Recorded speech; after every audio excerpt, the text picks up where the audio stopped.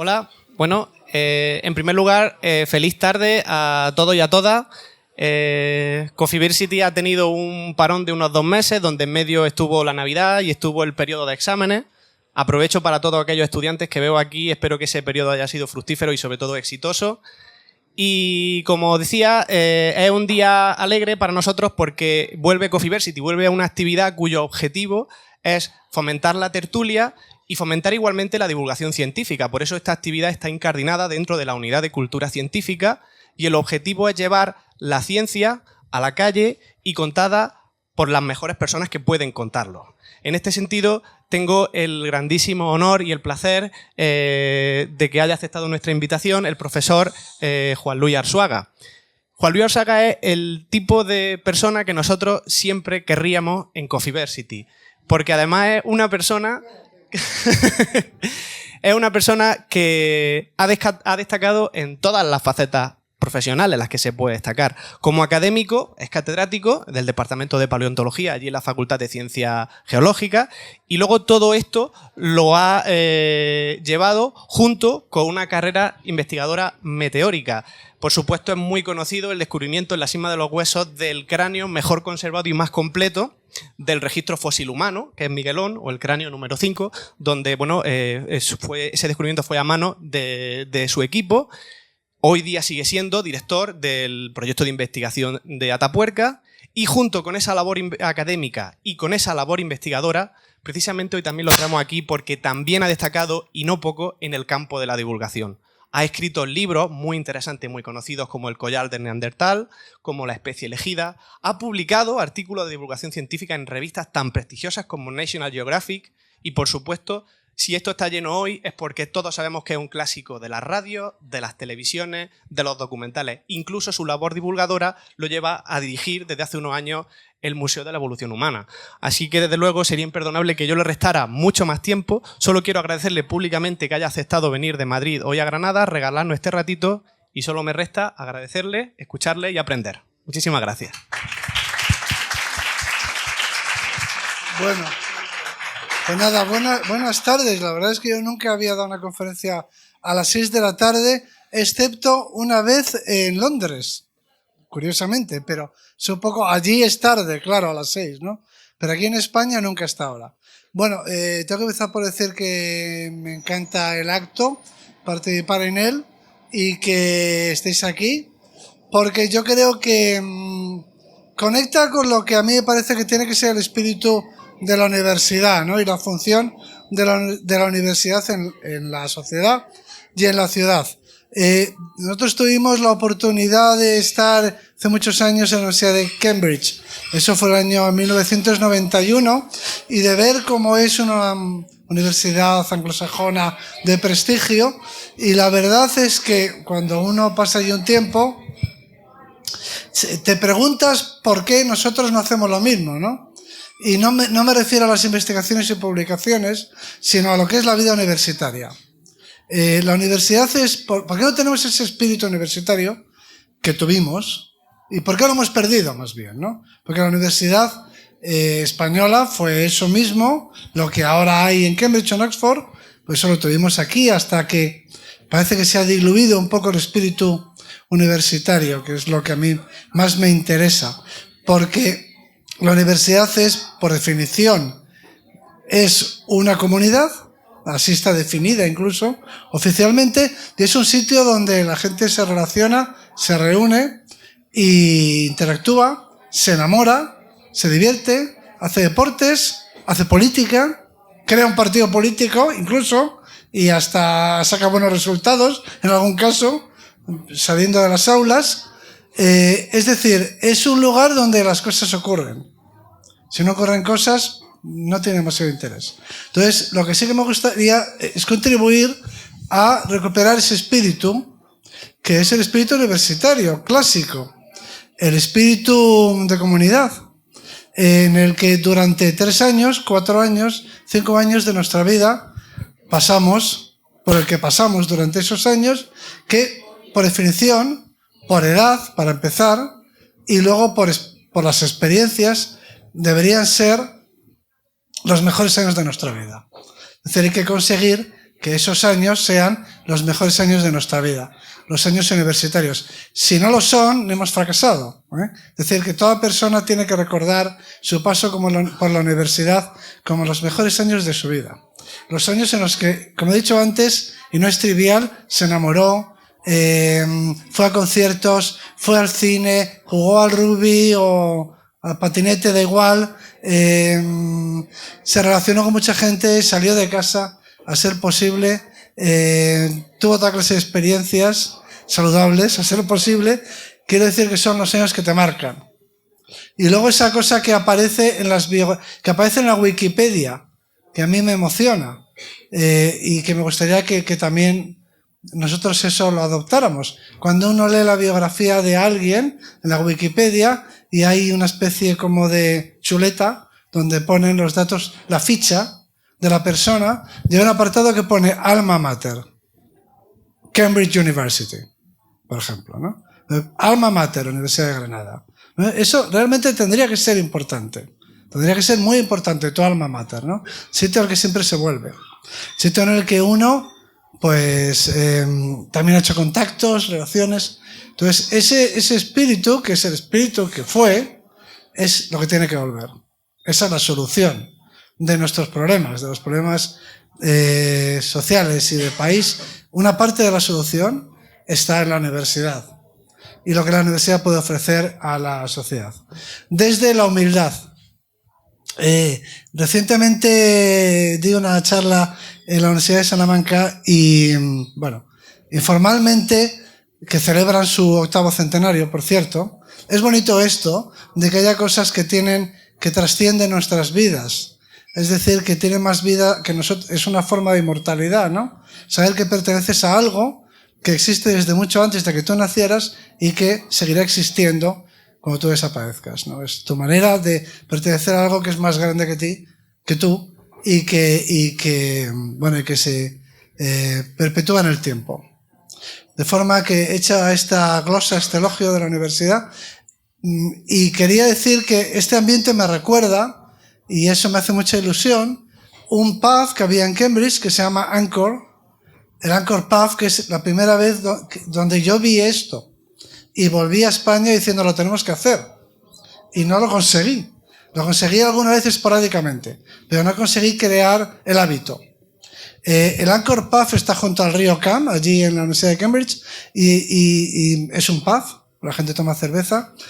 Y en ese pub tienen simplemente tenían en el año 91, un pizarrín, una pizarra pequeña, y decían, hoy fulano. Fulano era un profesor, premio Nobel o no, que tenía algo que contar porque había hecho un viaje, o había estado en un sitio, o había descubierto algo, o publicado algo interesante. Y entonces pues lo contaba ahí, con una pinta de cerveza, ¿eh? Y era muy informal y me gustaría que fuera así hoy también, que se pareciera aquello. Quiero decir que los profesores que estaban allí y alumnos no le interrumpían para echar un discurso, sino hacían comentarios jocosos que yo no entendía, porque en ese inglés académico e irónico, muy difícil seguirlos, pero todos se reían mucho. Es decir, que debían de hacer comentarios muy divertidos, no muy inteligentes. Y así, un día tras otro, pues iban pasando por ahí los profesores o los alumnos, la gente que había hecho alguna cosa que quería compartir.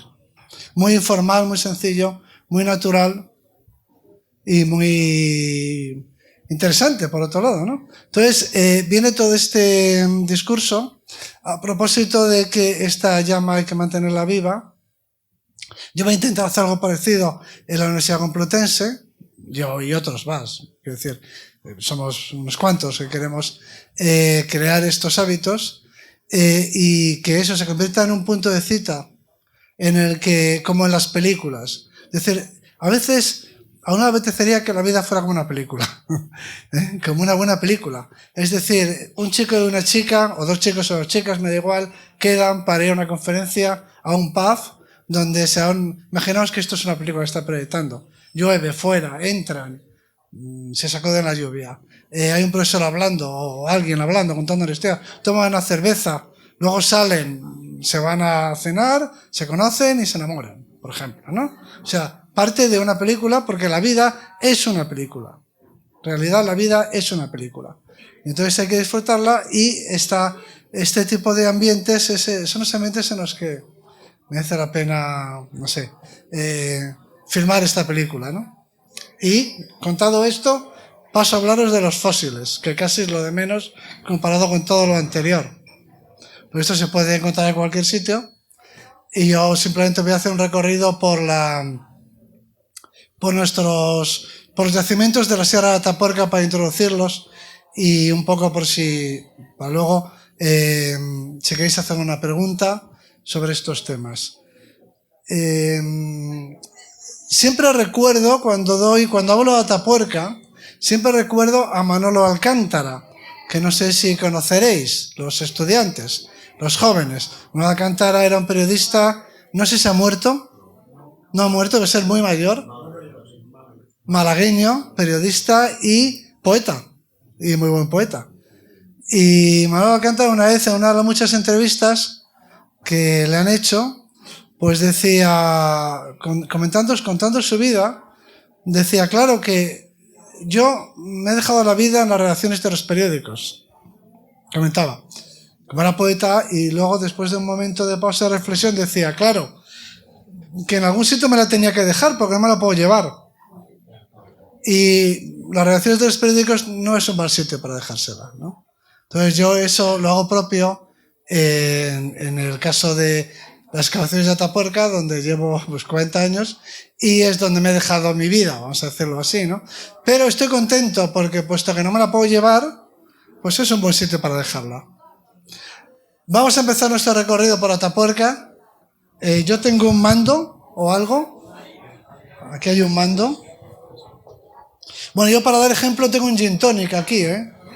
Quiero decir que podéis levantaros y, no sé, no traéis bebidas, pero bueno, tampoco os llevo participación en la barra, ¿eh?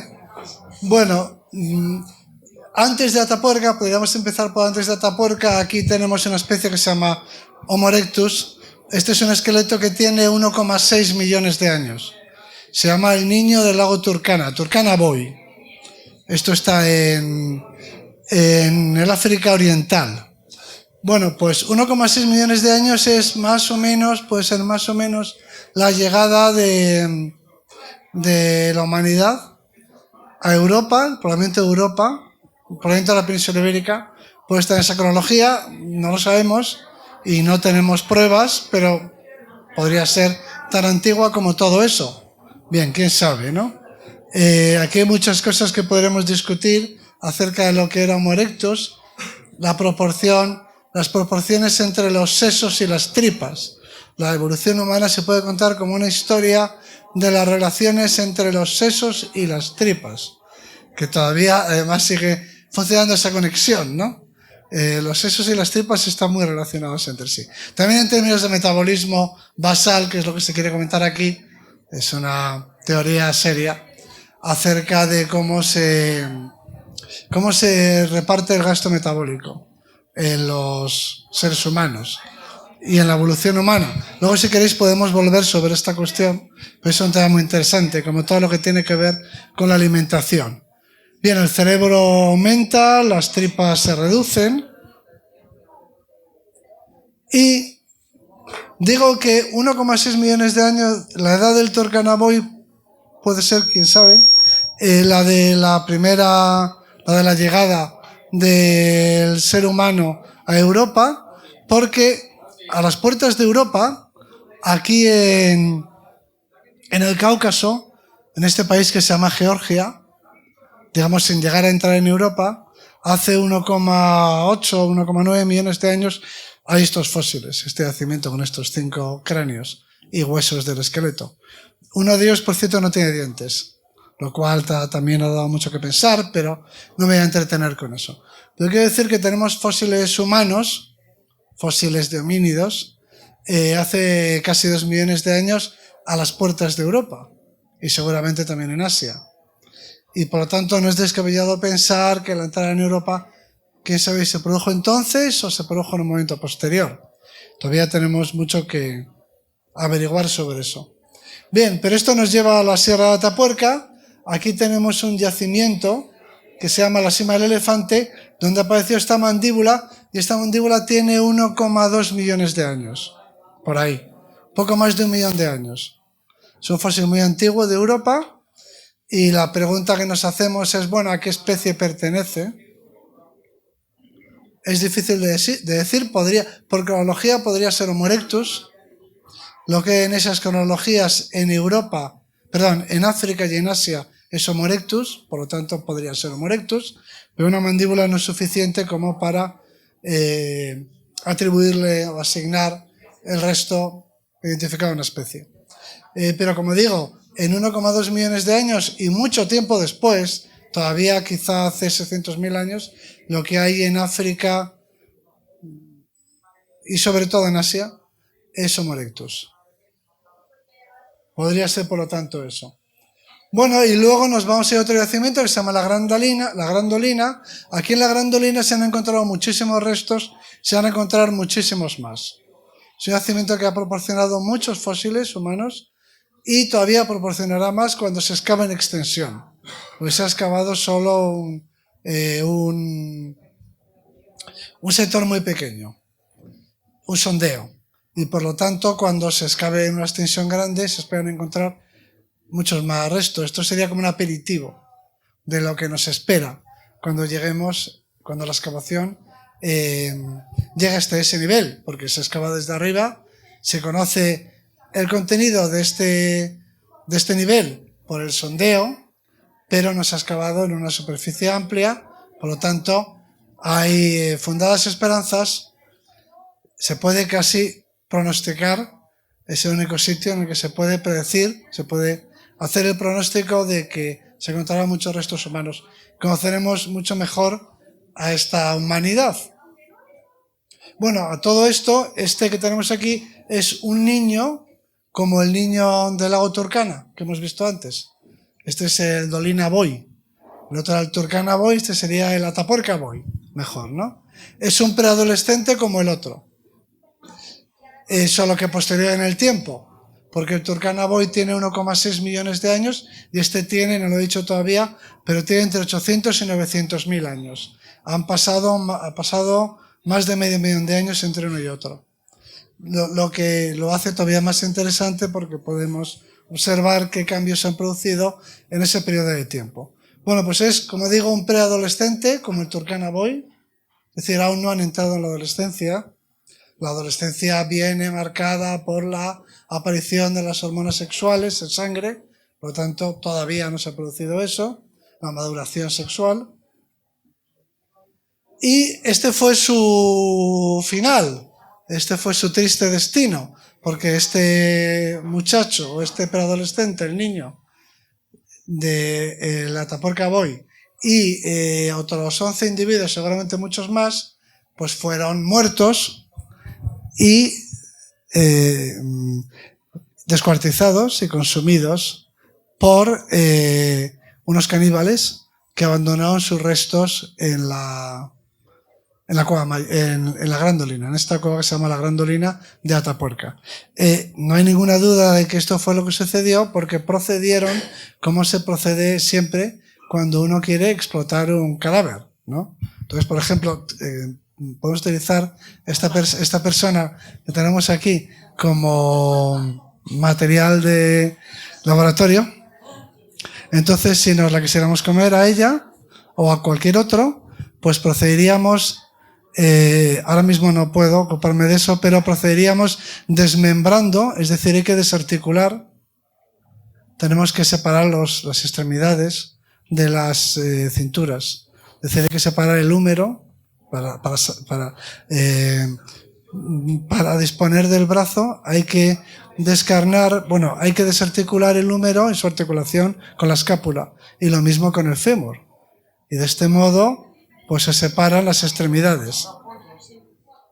No, se corta con un filo, con un instrumento de piedra, se cortan en las articulaciones, en los ligamentos que mantienen la articulación y los músculos que la atraviesan y de este modo es igual que se hace en una carnicería, ¿no? Y de este modo se pueden separar las extremidades del tronco. Lo mismo con la cabeza. Puedo seguir contando todo el proceso, pero no sé si tenemos tiempo aquí para eso. La cosa tiene su interés porque el primer resto en el que pudimos apreciar, que es así como habían procedido, es un fragmento pequeño de hueso temporal. Y además recuerdo la anécdota porque estábamos comiendo una sopa de letras. Recuerdo hasta eso. Y vinieron del yacimiento de la Grandolina con este resto, un resto muy pequeño, para ver si este resto era humano, porque era pequeño, para que lo identificáramos. Entonces lo identificamos, dijimos sí, es una apófisis mastoides, un hueso, una apófisis que está aquí en el hueso temporal. Y casualmente yo venía de ver en California una colección de esqueletos canibalizados, esqueletos precolombinos que habían sido consumidos, que habían sido procesados, ¿no? Habían sido comidos por los caníbales. Y me habían explicado las marcas de carnicería, de descarnamiento que quedan cuando se procesa, que no son nada diferentes de las que, en esencia las mismas, que se encuentra uno en un cadáver animal, en un herbívoro, en una presa. Y me acuerdo muy bien que me habían explicado que, claro, para poder decapitar, separar la cabeza del tronco, hay que cortar este músculo, el de la tortícolis, que se llama esternocleidomastoideo. Entonces, el esternocleidomastoideo, uno de los músculos de este complejo es el mastoideo. Es un músculo del cuello que se origina aquí, la apófisis mastoides. De manera que para decapitar hay que cortar así el cuello, este músculo, y quedan unas marcas en la apófisis mastoides. Entonces miramos ahí, allí mismo, sobre la mesa, en los platos, y lo vimos. Estábamos comiendo el turno que estaba comiendo porque había otro turno que estaba excavando, claro. Y bueno, y eso sirve como anécdota para que veáis cómo se hace esto, cómo se identifica, ¿no? Entonces, bueno, pues es muy claro que estos individuos han sido, suponemos que muertos, por otras razones que ahora no puedo desarrollar, y sin duda procesados y consumidos exhaustivamente, y aprovechados hasta el tuétano, de manera que los huesos están rotos. Cuando se termina de consumir, cuando se separan primero los miembros y después los huesos y luego los músculos de los huesos, y se cortan los tendones, las inserciones, quedan las marcas en los huesos, pero cuando quedan los huesos mondos, bueno, pues todavía tienen tuétano, de forma que se parten y se extrae el tuétano, o el cerebro. Es decir, que todo ese proceso deja en el esqueleto unas marcas, que son las que aquí se pueden apreciar. Bueno, no sé por qué me he puesto tan anatómico, porque tenemos que recorrer un largo camino, pero quizá para sugerir, no preguntas, quizá luego para la siguiente, para cuando termine. Bueno, ahora nos vamos a ir a otro yacimiento de Atapuerca que se llama la Sima de los Huesos, que podéis ver aquí. La Sima de los Huesos está dentro de una... Estos yacimientos son todos de cueva, pero la Sima de los Huesos está en el interior de una cueva, de la cueva mayor, mientras que los que he mencionado anteriormente, que también son bocas de cueva, fueron cortadas por la trinchera de un ferrocarril, por lo tanto son visibles desde el exterior. Se tiene a la vista todo el relleno, todo el yacimiento, porque fue cortado por el tren, y sobre todo porque eran entradas de cueva. Este yacimiento del que voy a hablar ahora, que se llama la Sima de los Huesos, no es una entrada de cueva, sino que es una sima, como su mismo nombre indica, en el interior de una cueva. Por lo tanto, es un misterio la acumulación. Este es el yacimiento que ha proporcionado mayor número de fósiles humanos de la historia, y seguramente lo será siempre. Y aquí tenemos los restos, los esqueletos rotos y mezclados, pero completos, de quizá 30 individuos. Más de 28 en todo caso. O sea que es un gigantesco puzzle, no, son 28 puzzles los que hay ahí, que se van pacientemente reconstruyendo, y en eso consiste nuestro trabajo. Excavarlos, por supuesto, cartografiarlos, interpretar la formación de los procesos geológicos que han producido el yacimiento, datarlos y finalmente luego reconstruir los esqueletos, ¿no? Y así, como podéis ver abajo, pues se van reconstruyendo estos individuos, que son más de 28, poco a poco, cada vez más completos, de forma que podemos decir que los conocemos personalmente, y no es un eufemismo, sino que no es porque tengan nombre, que tienen nombre, que les ponemos nombres, porque para recordarlos mejor, ¿no? También tienen sigla, pero el nombre es más fácil de recordar. No porque tengan nombre, sino porque sabemos de ellos muchas cosas, como veremos a continuación, la edad a la que murieron, las enfermedades, muchos aspectos de su biografía. Es decir, que lo que hacemos es un poco reconstruir su biografía. Algunas veces que me pongo así lírico, digo esas cosas así poéticas de que, en fin, las decía antes, cuando la gente había visto la película Blade Runner. Ahora lo digo en clase y mis alumnos no saben de qué les estoy hablando. Cuando les hablo de Blade Runner, que es un... Estamos en el año de Blade Runner, efectivamente, pero no lo ha visto nadie. De mis alumnos digo, porque en Blade Runner, dicen, no saben lo que es. Pero en Blade Runner hay una famosa ahí, monólogo, el de todos estos recuerdos se perderán en el tiempo como lágrimas en la lluvia, ¿no? Bueno, pues eso es lo que estamos aquí intentando evitar. Las vidas de todos estos individuos de hace 400.000 años, pues están siendo recuperadas, al menos estos, sus existencias no se perderán en el tiempo como lágrimas en la lluvia. Entonces, cuando veo estas cosas, la gente por lo general suspira. La gente es sensible, ¿no? Suspiran, dice, ¡ay, qué bonito! Bien, en todo caso aquí están representados. Este cuadro representa a estos individuos como con sus edades, por lo menos, y sexos.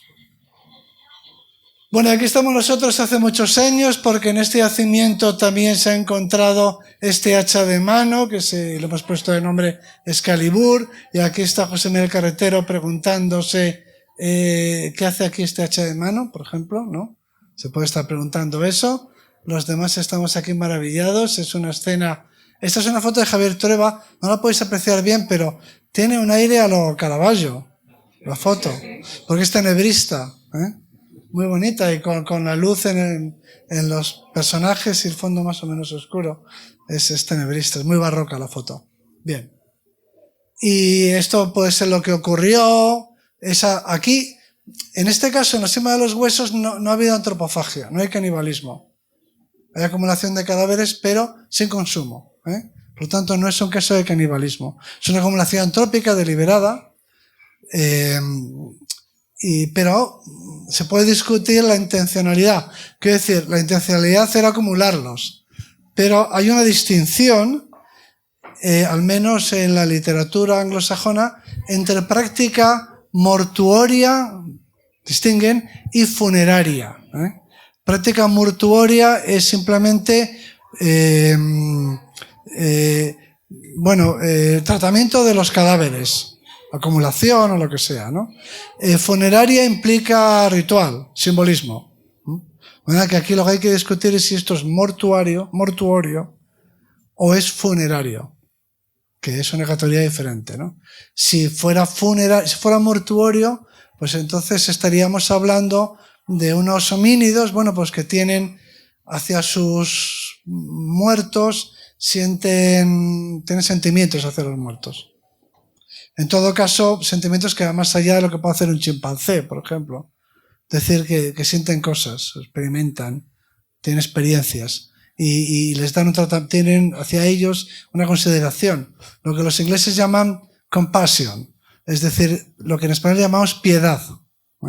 Es un término que no se emplea, pero es cariño hacia el muerto, piedad, tratamiento respetuoso hacia el cadáver, sin que implique trascendencia. Puede ser un acto de compasión, un acto de piedad, o puede ser un acto ya que implique creencias y lenguaje y otras características.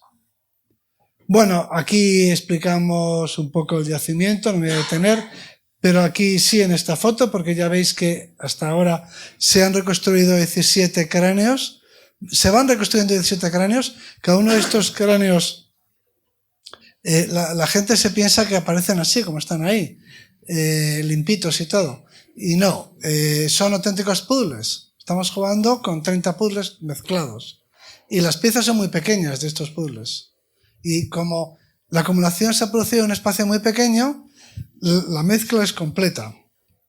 Es como si acumulásemos todos estos cadáveres que tenemos aquí, los amontonáramos unos sobre otros, luego se descompusiera, porque literalmente es eso, luego se descompusiera la carne y sufría un cierto arrastre, procesos geológicos que dispersan y mezclan, y luego sufríamos el peso de bloques que lo fragmentaran. Con todo eso hiciéramos una especie de batido de huesos, todos mezclados, y quedaría pues algo muy difícil de reconstruir, y esto es lo que hace el equipo. Bien, pues entonces así vamos conociendo estas cosas de estos personajes, más fotos para impresionar. Quiero decir que nada como esto existe en ninguna parte del mundo, para ninguna especie fósil. No hay ninguna especie fósil de la que tengamos esta cantidad, ni siquiera los neandertales, que los neandertales de hace 50.000 años, 60.000 años, que son los que se conocen, de los que hay más restos, ¿no? Por ejemplo, en el Sidrón, en Asturias, hay restos de hace unos 60.000 años, pero no se dispone de estas cantidades de fósiles que tienen cientos de miles de años, son mucho más antiguos. No me va a dar tiempo a mencionarlo, pero además han proporcionado ADN, el ADN humano más antiguo que se conoce, varios órdenes de magnitud, además más antiguo. Bueno, aquí podemos hacer estas cosas tan bonitas, ¿no? Porque realmente este es el cráneo número 5, que es, como podéis ver, muy completo, es espléndido. Y los dientes que le faltan, pues también los tenemos y se los implantaremos un día de estos en el museo. Bueno, y aquí más. Y aquí, esto es un poco para hablaros, aunque sea brevemente, de el lugar que ocupan esta población en la evolución humana. En esta población se ha encontrado, y es una cosa que publicamos porque ha tenido mucha importancia, no solamente para la evolución humana en Europa, sino un poco para entender los procesos evolutivos. Es decir, tiene trascendencia a nivel teórico, a nivel de teoría de la evolución. Lo que hemos encontrado aquí es que el modo de evolución que se puede documentar en el sitio donde se puede documentar, el único sitio donde realmente se puede documentar la evolución, digamos que la sema de los huesos es un lugar donde hemos podido capturar la evolución en marcha, ¿no? En acción, la evolución en acción. Entonces lo que vemos es que la evolución es de un tipo que se llama en mosaico, de forma que algunos módulos, es como si la evolución se produjera por módulos. El cuerpo humano se puede descomponer en módulos. Evolución en mosaico, evolución modular. El cuerpo humano se puede descomponer en módulos, que son unidades anatómico-funcionales, que están relacionadas entre sí, funcional y evolutivamente hablando. Y eso es muy interesante en sí mismo, porque es una manera diferente de ver el cuerpo humano. El cuerpo humano generalmente se describe por sistemas, o se describe por órganos, o se describe por tejidos. Esta es una forma distinta. Esto es morfología funcional. Entonces, lo interesante es ver cómo el cuerpo humano, también ontogenéticamente en el desarrollo, pero evolutivamente también y fisiológicamente también, puede ser descompuesto en unidades que funcionan por separado y que evolucionan a diferentes ritmos. Eso se llama la evolución modular, evolución en mosaico. Bueno, es un nombre que nosotros hemos puesto circulación. Entonces, lo que se ha podido ver es que en la evolución de los neandertales, el esqueleto facial, el aparato masticador, evoluciona antes que el cerebro y que el cráneo cerebral. Lo que es muy interesante y tiene muchas connotaciones. Aprovecho, no tengo ninguna imagen, para decir que posteriormente se ha propuesto que este mismo modelo es el que corresponde a la evolución del Homo sapiens. En una publicación reciente se ha aplicado este mismo paradigma, este mismo patrón a la evolución del Homo sapiens, y a propósito de un yacimiento de un pre-sapiens, se dice de este yacimiento que es la cima de los huesos de África, en el sentido de que parece que la evolución de Homo sapiens también es modular. Entonces, como pasa con todas las grandes ideas, ha seguido las etapas clásicas, que decía Agassiz. Eso es una cosa, en la Academia Sueca, donde dan el premio Nobel, y tienen allí una exposición, un museo, está Ramón y Cajal y están todos los premios Nobel importantes, tiene una frase de un científico, un naturalista suizo, pero que emigrado a Estados Unidos, que se llamaba Agassiz, muy famoso, en el mundo de la geología y de la biología, este naturalista, y tiene una frase que allí preside una sala que dice, a propósito de los grandes descubrimientos, dice, primero dijeron que iba en contra de la Biblia. Es decir, primero dijeron que iba en contra del paradigma. Biblia vale por paradigma científico del momento, ¿no? Iba en contra de lo que se decía, de lo que decía la academia, de lo que decía del dogma establecido, de la sabiduría recibida, como dicen los ingleses. Luego primero dijeron que era falso. Luego dijeron que iba en contra de la Biblia. Luego dijeron que ya lo sabían ellos. Y por último dicen que no es ninguna novedad, que todo el mundo lo conocía. Bueno, pues esta teoría de la evolución en mosaico ya ha atravesado todas las etapas. Primero dijeron que era falso. Hablo de los referees, Luego dijeron que iba en contra de la Biblia científica, la evolución humana. Luego empezaron a decir que ya lo habían dicho ellos, ya esto es un modelo de evolución aceptado tradicionalmente, que no supone ninguna novedad. Quiere decir que ha sido un éxito, por lo tanto, porque has seguido todas las fases de los grandes descubrimientos científicos. Solo por eso creo que es un gran descubrimiento científico. Ya estamos en la situación en la que todo el mundo lo sabía. Sin embargo, hace 4 años los referees no debían de saberlo, porque se oponían ferozmente a que se publicara en Science esto.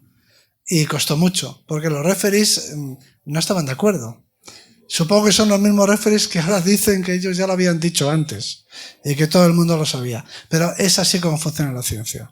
No hay nada nuevo en eso, pero en todo caso está bien y es una aportación que hemos hecho a la teoría evolutiva que me parece que es interesante. Bueno, bien, esta es la publicación a la que me refería, que ha sentado un poco este paradigma de que la evolución es modular, la evolución humana y de mosaico. Y luego hay muchas más cosas que se pueden estudiar en Atapuerca. En la sema de los huesos y en los demás yacimientos, pero me voy a centrar en la sema de los huesos. Este individuo, por ejemplo, tiene ahí 2 golpes en la frente, hechos con un objeto duro, con un pico, vamos a decirlo así, y no hay forma de saber, son 2 impactos que se produjeron en torno al momento de la muerte, perimortem, como se dice. No hay forma de saber si son anteriores o posteriores a la muerte, pero en todo caso son 2 golpes que no parecen accidentales. Es decir, uno se puede caer sobre una piedra con un pico una vez, pero no 2 veces. Es más bien posible que a uno le peguen con un pico 2 veces en la cabeza. Para eso tiene que estar sujeto, porque si le pegas una vez, normalmente se cae. Salvo que lo tengan sujeto, en cuyo caso le puedes dar una segunda vez. No sabemos exactamente lo que pasó, pero en todo caso tiene ahí 2 golpes en el frontal producidos en torno al momento de la muerte. Pongo esto como un ejemplo de las cosas que se pueden estudiar en un yacimiento que tiene tanta información como este. Aquí, por ejemplo, podéis ver que que es el grado número 5, pues sufrió un golpe, un traumatismo, con osteitis, con una inflamación de hueso y seguramente infección, y tal vez fuera la causa de muerte.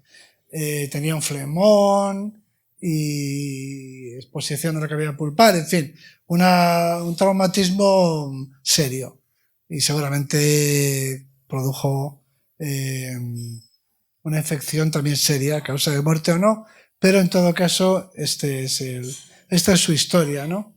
Luego tenemos esta pelvis, que es la pelvis más completa del registro fósil de la evolución humana, lo llamamos Elvis. Y esta es el primer viejo, decimos nosotros, de la historia de la evolución humana. Primer viejo en el sentido de que es el primer individuo que conocemos que tiene procesos degenerativos ya avanzados que entrañarían pérdida de movilidad. O sea, viejo en el sentido de individuo que muestra signos de degeneración ósea y articular, en ese sentido. Desde luego, y luego sabemos que es un individuo de edad avanzada, porque en la pelvis, en la sínfisis púbica, en la faceta auricular, hay articulaciones en las que se puede diagnosticar la edad de muerte de ese individuo de más de 50 años, seguro, y además con problemas articulares serios. De manera que es como el primer viejo de la historia, y eso tiene su importancia porque un individuo con pérdida de movilidad, bueno, pues seguramente solo pudo sobrevivir en una sociedad que tenía ya un grado de organización y de complejidad avanzado. Es decir, que podemos atribuir a la sociedad de la que formaba parte un desarrollo importante de tipo social, ¿no? Aquí tenéis algunos de estos procesos. Bueno, y aquí tenemos otra patología muy interesante. Esta es una niña que sufrió una sinostosis, un cierre prematuro de una sutura craneal.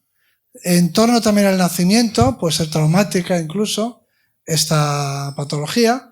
No hay clínica porque se interviene modernamente. Entonces hay literatura, pero es antigua, no se sabe muy bien qué tipo de trastornos produce obviamente produce una gran presión intracraneal, sin duda, y por supuesto un crecimiento asimétrico del cerebro, porque no puede crecer de forma normal, puesto que está limitado por la sutura cerrada. De manera que eso produce deformidad, aumento de la presión intracraneal, como digo, por supuesto, seguramente trastornos cognitivos, probablemente. No se sabe muy bien. En todo caso, era un individuo que presentaba un aspecto, pues, deforme, en el sentido de que con asimetrías severas, y que sobrevivió hasta una edad, bueno, como de 9 años, más o menos, lo que también hace pensar en una sociedad que tiene un grado de organización de complejidad, ¿no? Una sociedad más avanzada, por supuesto, que lo que conocemos en otras especies. Bueno, así llegamos a los neandertales en este recorrido por la evolución humana. No me quiero pasar de los 40 minutos. Este es un recorrido por la evolución humana que, por supuesto, termina, o si no termina, tiene una parada obligatoria en los neandertales, que siguen siendo la especie más popular, no sé cómo llamarla, fascinante quizá. No son los más antiguos, pero son imbatibles en cuanto a al interés que suscitan, su capacidad de vocación, y seguramente, o con toda seguridad, eso se debe al hecho de que nosotros los conocimos. Quiero decir, el Homo sapiens. No solamente los conocimos, sino que los que estamos en esta sala tenemos un cierto porcentaje de genes neandertales, todos los que estamos aquí. Así que hemos tenido con ellos, es una especie con la que nos hemos encontrado y con la que hemos intercambiado genes. Luego alguien me preguntará si se les puede considerar una especie distinta, teniendo en cuenta que nos hemos reproducido con ellos.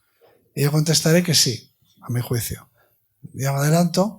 Pero luego lo trataremos. En todo caso, los neandertales vivían aquí, donde estamos ahora, en Granada, en cualquier sitio, en la península ibérica, en toda Europa, gran parte de Asia, en Asia Central, en Oriente Próximo, y vivían ahí, intentaban superar la última glaciación, como el resto de las especies, porque una glaciación no es ninguna broma, cuando aparecieron por el horizonte, eso es una escena que podéis imaginaros.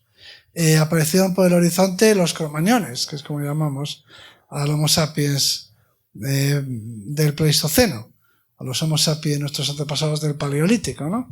Entonces, ese encuentro seguramente se dio. Si los neandertales no se habían extinguido ellos solos, pues se daría ese encuentro y tuvo que ser un gran momento. Uno de los momentos estelares, ¿no?, de la evolución humana. Y eso hace que se haya generado tanta literatura, filmografía y demás. Todo el mundo quiere escribir una novela, la novela definitiva, sobre los encuentros de los neandertales. Entonces, y efectivamente, se han escrito muchas novelas definitivas sobre ese momento, pero todo el mundo, hay mucha gente en el mundo de la novela histórica que dice, bueno, esa historia no se ha contado bien, ¿no? Ninguna historia se ha contado bien en realidad, ¿no? Entonces, se pone manos a la obra. Y nosotros los prehistoriadores, pues también lo hacemos y contamos historias sobre cómo intentamos imaginar cómo pudo haber sido ese encuentro, y que sin duda es fascinante, ¿no? De eso no cabe ninguna duda.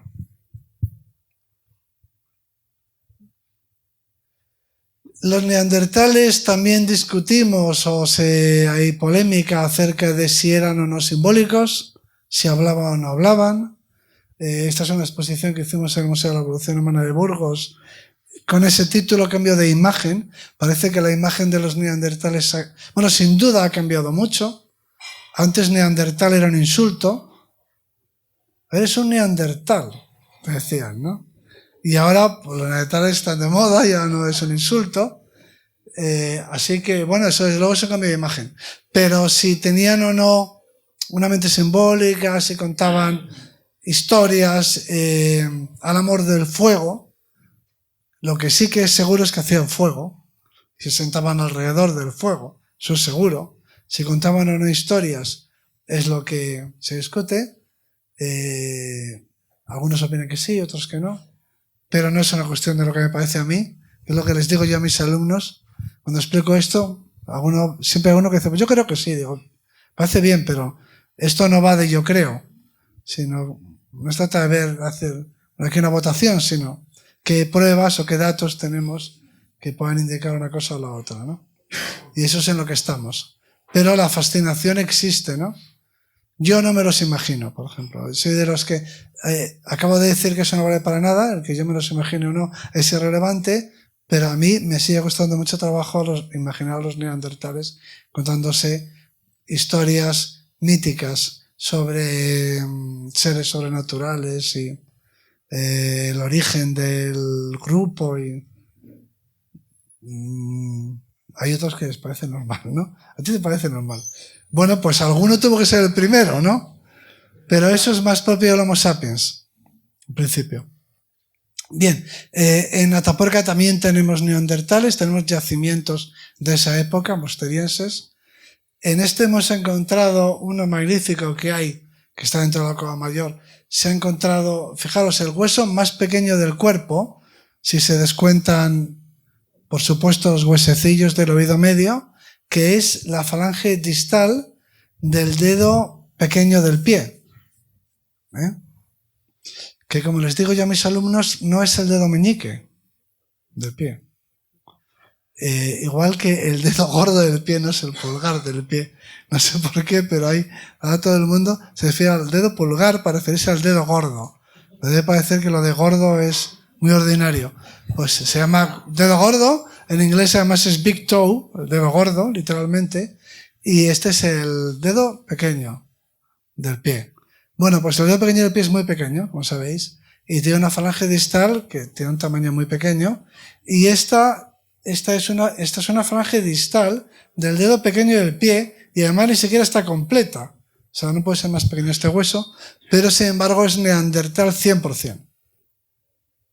En relación con lo que luego podemos discutir acerca de si hasta qué punto eran diferentes o no. Podemos identificar a un neandertal por la falange distal del dedo pequeño del pie rota.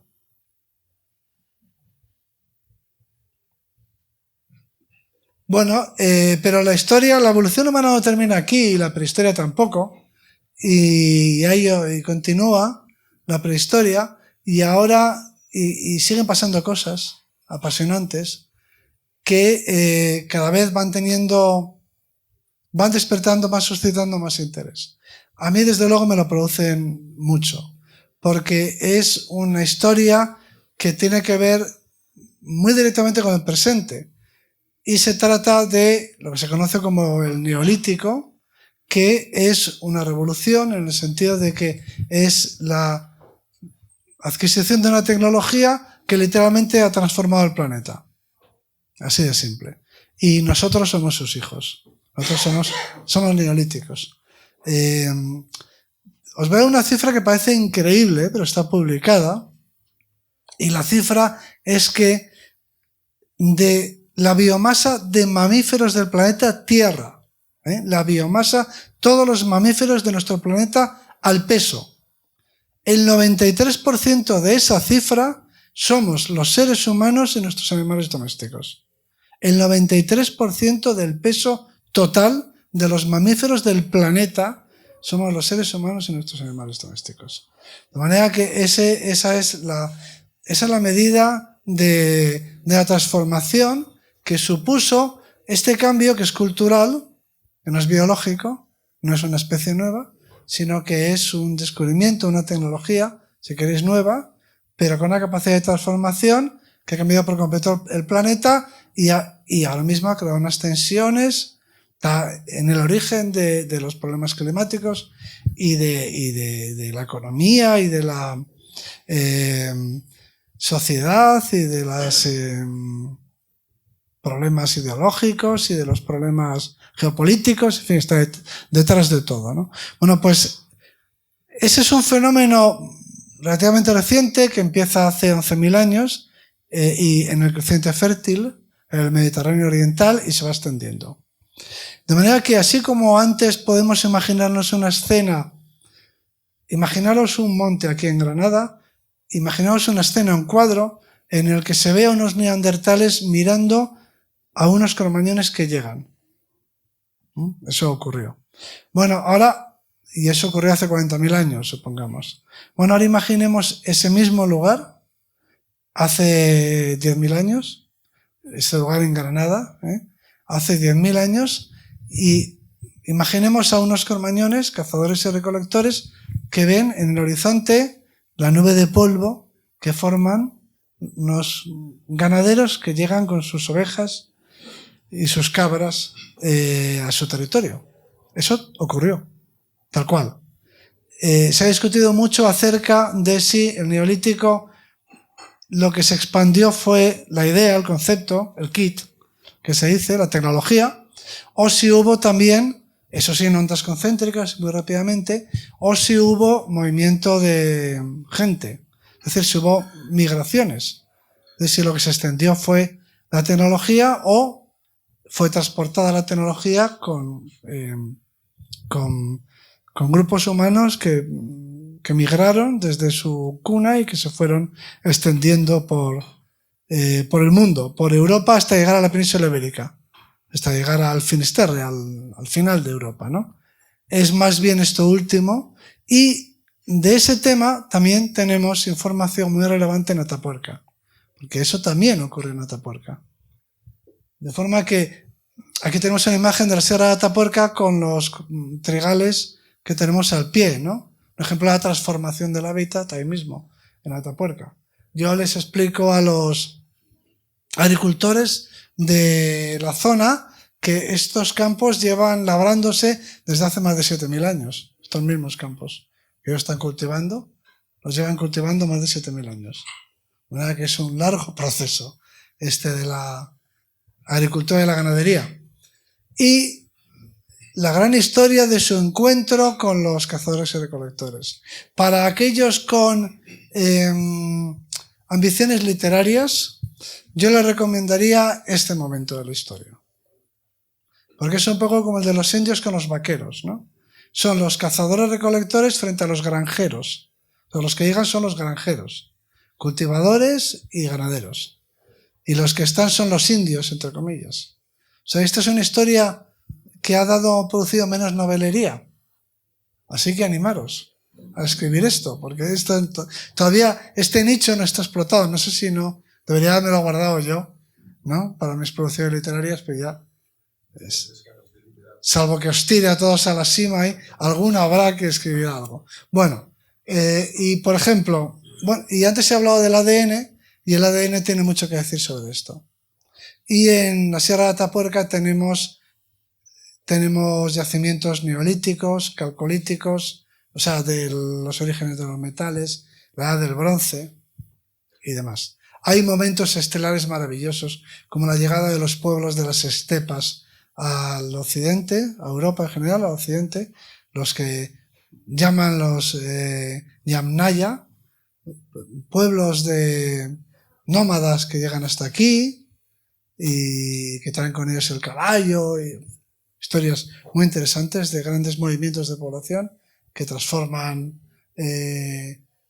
la población autóctona, la cambian, y también la economía, y son historias preciosas, no suficientemente conocidas. Bueno, hicimos una publicación acerca del ADN de estos primeros agricultores de la península ibérica, y esta la he puesto porque, aunque no es de Atapuerca, es de la Cueva de los Murciélagos Enzujeros, tiene 7.200 años, es lo que se llama el Neolítico en Cueva, los primeros ejemplos, ahí en Málaga, ahí en Córdoba, y la estudiamos junto con neolíticos, poblaciones humanas neolíticas contemporáneas en Atapuerca, para ver si lo que había llegado hasta la península ibérica era el neolítico, el concepto, la idea, la tecnología, o con esa tecnología habían llegado grupos humanos. Entonces, para eso hicimos el ADN y lo publicamos, y luego, si queréis, contamos esa historia. Pero quiero decir que Atapuerca no se termina en el Paleolítico, sigue en el Neolítico, sigue la edad del bronce y, digamos, llega hasta la edad del hierro, ¿no? Y esta es esa historia tan bonita. Y en Atapuerca tenemos, en la misma Cueva Mayor y en otras cuevas, yacimientos que se corresponden a este periodo, lo que se conoce como Holoceno en geología, y una de ellas es el Portalón de la Cueva Mayor y otra la Cueva del Mirador, en fin. Hay varios sitios donde se puede estudiar esto. Y es una forma, con esto termino este recorrido por Atapuerca, porque lo que he querido mostrar es que hay mucho tiempo abarcado en estos yacimientos y muchas historias que se pueden investigar, ¿no? Para aquel que sienta curiosidad por la vida humana y los cambios en la humanidad, en su mentalidad, en su cuerpo, pero también en su economía, etcétera, en su pensamiento. Pues aquí hay mucha información a lo largo de todo el tiempo, seguramente, que ha estado la península ibérica poblada por los seres humanos. Y del Neolítico pasamos al planeta que ha experimentado todos esos cambios que he dicho y que de alguna forma está amenazado, o la vida humana en él, y eso nos tiene que hacer reflexionar. Y no solamente nos tiene que hacer reflexionar, sino que nos tiene que hacer participar. Estos temas del futuro del planeta y del clima y del impacto de las actividades humanas y demás no son una especialidad de los políticos. No es algo que tengan que resolver los políticos. No es un asunto de los políticos. Es un problema, para empezar, es el primer problema global. La primera vez que la humanidad tiene un problema compartido. Lo primero que compartimos los seres humanos es un problema, pero bueno, es un principio, ¿no? O sea, lo primero que nos afecta a todos es un problema. Ojalá hubiera sido un éxito, pero es un problema, y es que solo tenemos una atmósfera, básicamente. Solo tenemos una biosfera.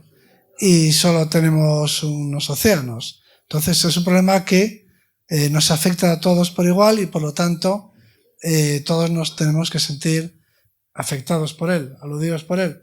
Y eso, bueno, pues es algo que hay que analizar, investigar, entender, y para eso es para lo que sirve la ciencia.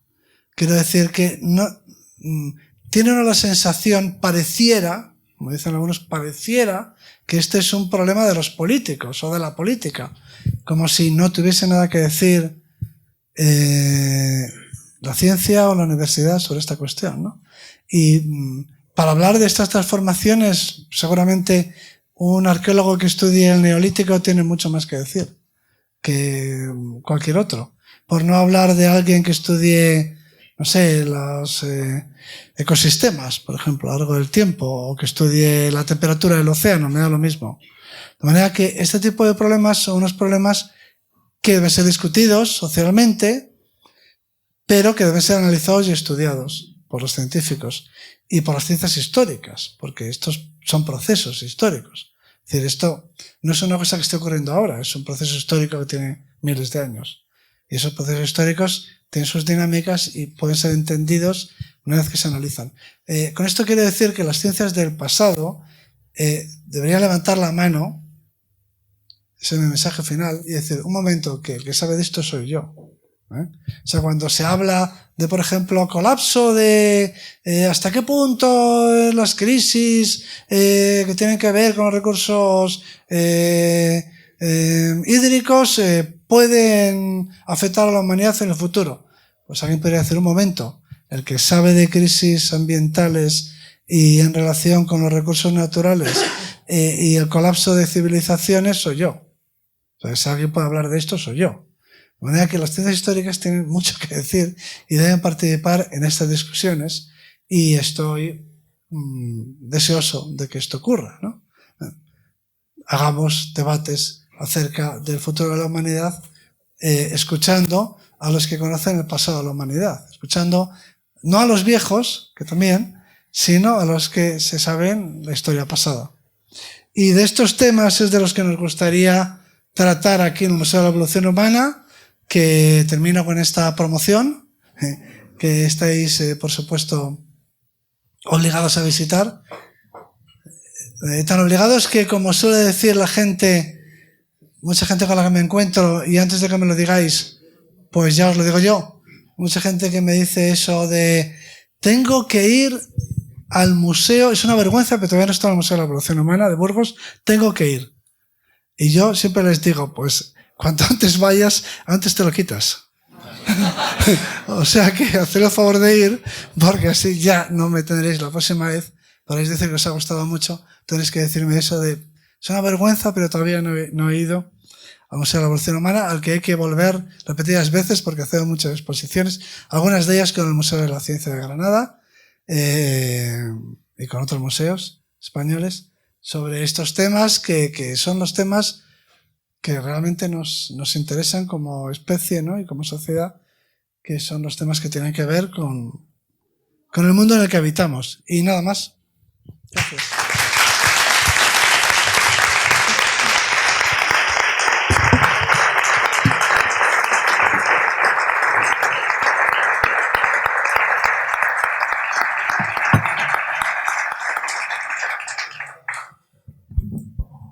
Bueno, a continuación abrimos el turno para que quien quiera pueda participar, hacer algún comentario, alguna pregunta al profesor Arzuaga o añadir cualquier cosa que guste. Lo que sí agradecemos es que, por favor, levantéis la mano para que podamos simplemente pasaros este micrófono y os lo peguéis a la boca, que si no, no funciona.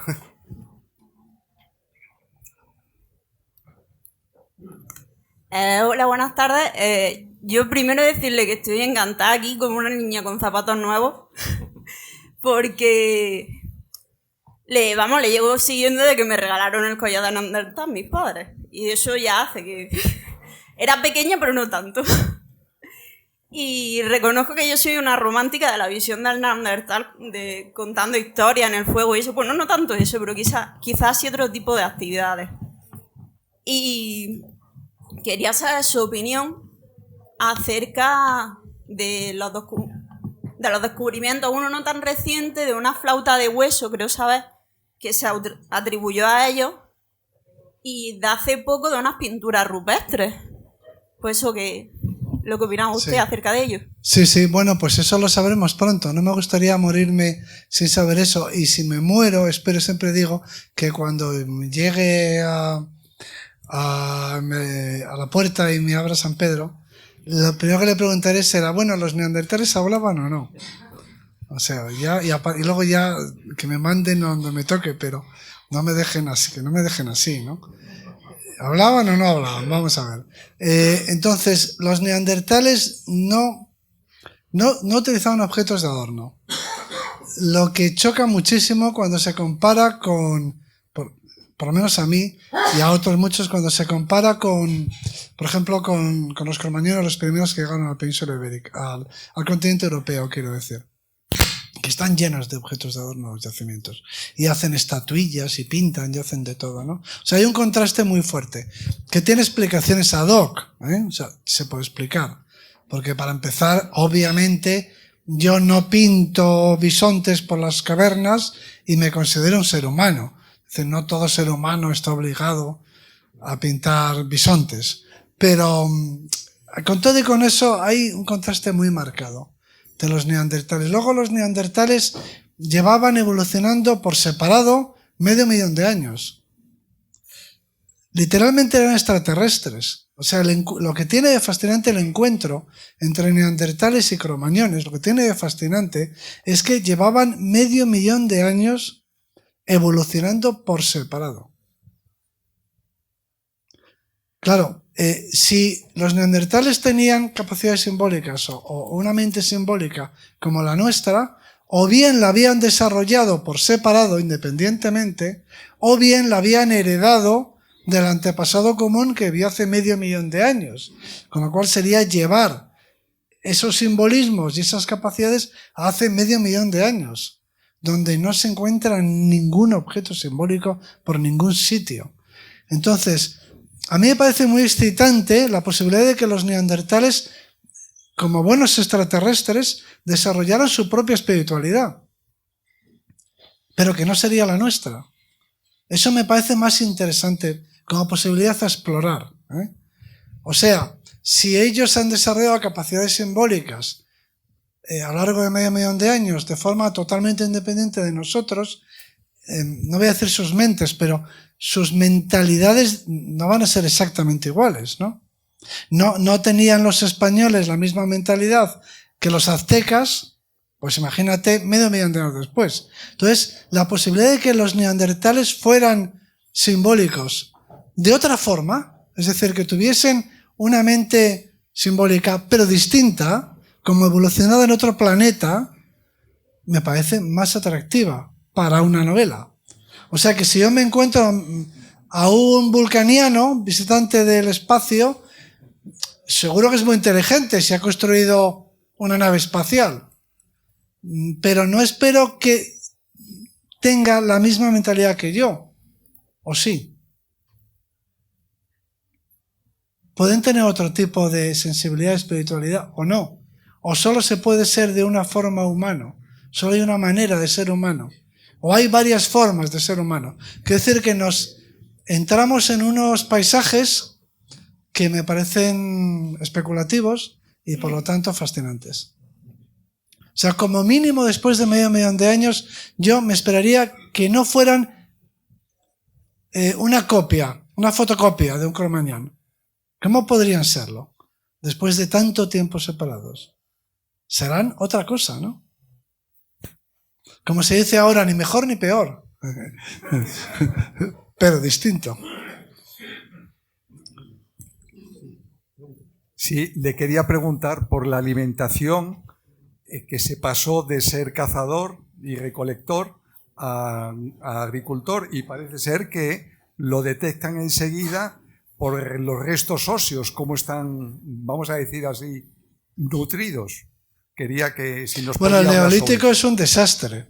O sea, el neolítico es un desastre. Aquí el Harari, que es un personaje, porque es muy listo, no cabe duda, y ha subido con la tecla para decir cosas que vamos diciendo toda la vida algunos, y con menos gracia, por lo visto, porque él las cuenta y es un bestseller. Dice que el neolítico es un gran fraude. Claro, los demás no escribimos ese tipo de cosas, el fraude neolítico, pero realmente el neolítico es un desastre. Es un desastre si hay que hacer una valoración. O sea, biológicamente los parámetros biológicos no mejoran para nada en el neolítico, para nada. Es decir, que son más bajos, tiene un cerebro más pequeño, cosa curiosa, y luego tienen cantidad de trastornos articulares, porque el tipo de ejercicio que tienen que hacer es un ejercicio muy artificial, claro. Hay un conflicto entre sus genes y sus actividades. un poco como el nuestro, ¿no? Bueno, y eso sí, y por lo tanto, y además están malnutridos, porque básicamente la alimentación humana todavía hoy, no sé qué porcentaje, porque va cambiando, pero no sé qué porcentaje de las calorías de la humanidad, de toda la humanidad, proceden de 3 cereales y algún tubérculo. O sea, la humanidad, el Homo sapiens, actualmente, no sé qué porcentaje de nuestras calorías vienen de 3 cereales y un tubérculo. Así que, lógicamente, es una dieta menos variada, menos sana, y el neolítico no... Es difícil juzgar en términos de felicidad y no prolonga tampoco la vida. O sea, no viven más. El neolítico es una especie de trampa porque lo que hace es que haya más gente. Permite que viva más gente en el mismo territorio. En fin, eso es una historia interesante en sí misma. Pero quiero decir que el neolítico, desde el punto de vista de la calidad de vida en lo que uno puede juzgar utilizando parámetros biológicos o demográficos, no supone ninguna ventaja. Ninguna. Ahora, claro, es como las gallinas en una granja. Puedes tener muchas gallinas en una granja, pero atestadas. Luego el neolítico tiene muchos problemas, y es que viven las poblaciones hacinadas con los animales domésticos. De ahí vienen todas las epidemias. Todas las epidemias son mutaciones de patógenos procedentes del ganado que se extienden. Es decir, ese hacinamiento, esa masificación, todo eso no es bueno, pero es imparable, es imparable. Ese sentido es como una trampa a la que no puedes escapar, porque, claro, en un territorio, el que sea, un territorio cualquiera puede sustentar más gente si lo transformas que si explota los recursos naturales. Con lo cual, ganan por cantidad de gente. Sí. Bueno, a ver, profesor Campos. A mí me gustaría, bueno, en primer lugar, felicitar al profesor Arzuaga porque la síntesis ha sido excelente en tan poco tiempo, y también a Miguel Ángel Martín Piedra y a todo su equipo por Cofiversity, porque yo creo que efectivamente, como se ha comentado antes, esto es universidad. Esto parece Cambridge. Exactamente, que es lo que a mí me gusta de esta universidad, que se parezca a Cambridge, no a otra. Bueno, entonces, yo tendría muchas preguntas, pero voy a limitarme a una sola. Hace muchos años leí una cosa que me impactó mucho en el diario de un poeta que es Sánchez Robaina, que decía, pobre Adán, pobre Eva, como metáfora de los primeros, pobre Adán, pobre Eva no tenían pasado, medio hombre, medio mujer. Eso decía. Y entonces yo la pregunta que quisiera hacerte es, ¿cuándo hay algún rasgo de algo que es tan singular del ser humano como es la conciencia del pasado? Conciencia de que hay un pasado. Algún rasgo, es decir, la primera vez que puede aparecer algo en que el ser humano tiene esa conciencia de que hay algo detrás de él que viene antes y que, bueno, o deja algo para el futuro. No sé cómo expresarlo, pero... Sí, bueno, hay obviamente, desde que hay historias, ¿no? Narraciones, relatos, que es lo que define una comunidad, ¿no? El compartir. Hace poco tiempo, como dice, joven, alrededor del fuego, que se cuentan historias míticas, historias del pasado legendario que explican el mundo y le dan sentido. Bien. Entonces, esas historias son mágicas. ¿Desde qué pensamiento mágico? Bueno, la historia científica empieza con Heródoto, pero la historia en el sentido de una explicación, una contestación a la pregunta de por qué estamos aquí, pocas palabras. O sea, ¿por qué estamos aquí? ¿Cuál es una historia, una cosmogonía, un relato de los orígenes? Pues eso, claro, requiere de mente racional y lenguaje, y todo eso, en principio, sería Sapiens, ¿no? Es cuando se empiezan a contar esos relatos. A este respecto, en relación con esto, es muy curioso una anécdota que yo suelo contar, y tiene que ver con los griegos. Los griegos, cuando en las guerras médicas, cuando se invadieron los persas, pues al principio los griegos se vieron obligados a intentar definir qué era ser griego, porque Decían, vamos a luchar contra los persas. ¿Quiénes? Los griegos. Entonces, claro, no sabían cómo definimos quiénes son los griegos, ¿no? Entonces llegaron a una conclusión. Griegos son los que hablan lengua griega, griegos son los que adoran a los mismos dioses y griegos son los que tienen historias ancestrales comunes. Es decir, esos son los tres, las mismas creencias, los mismos relatos del pasado, la misma explicación del mundo y de nuestros orígenes y la misma lengua, ¿no? Entonces ahí es cuando puede haber. Pero hay un momento que a mí me fascina todavía más y es ya dentro del Homo sapiens, que es el momento en el que el ser humano empieza a fabricar objetos que tienen más vida que tú. Esa es una de las tramas literarias, que es contar la historia de un violín o un camafeo, el escarabajo, una novela de Mujica Lainez, ¿no? Va pasando por generación, entonces tú vas siguiendo, el objeto tiene más vida que sus poseedores. Entonces, ¿cuándo empieza eso?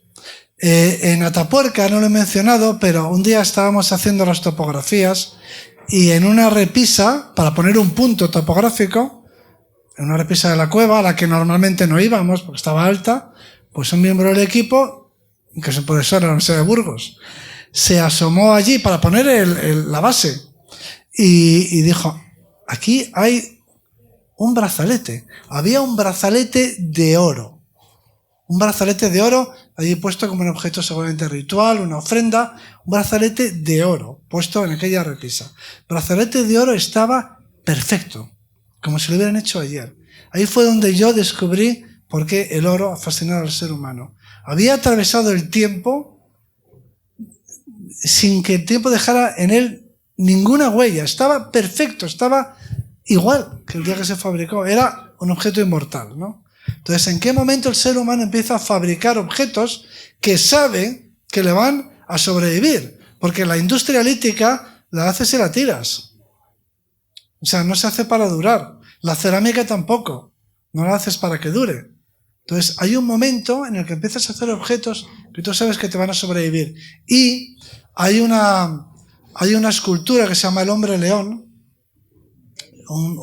una estatuilla que está hecha marfil, que es maravillosa porque es una especie de híbrido entre un hombre o una mujer, dicen ahora, y un león, y dicen, que yo lo he visto pero no soy un experto, que muestra muchos pulimientos de haber sido sobada o transportada, más bien transportada como en una piel, ¿no? Tiene mucho roce. Entonces esa estatuilla podría haberse transmitido entre generaciones. Podría ser, ¿no?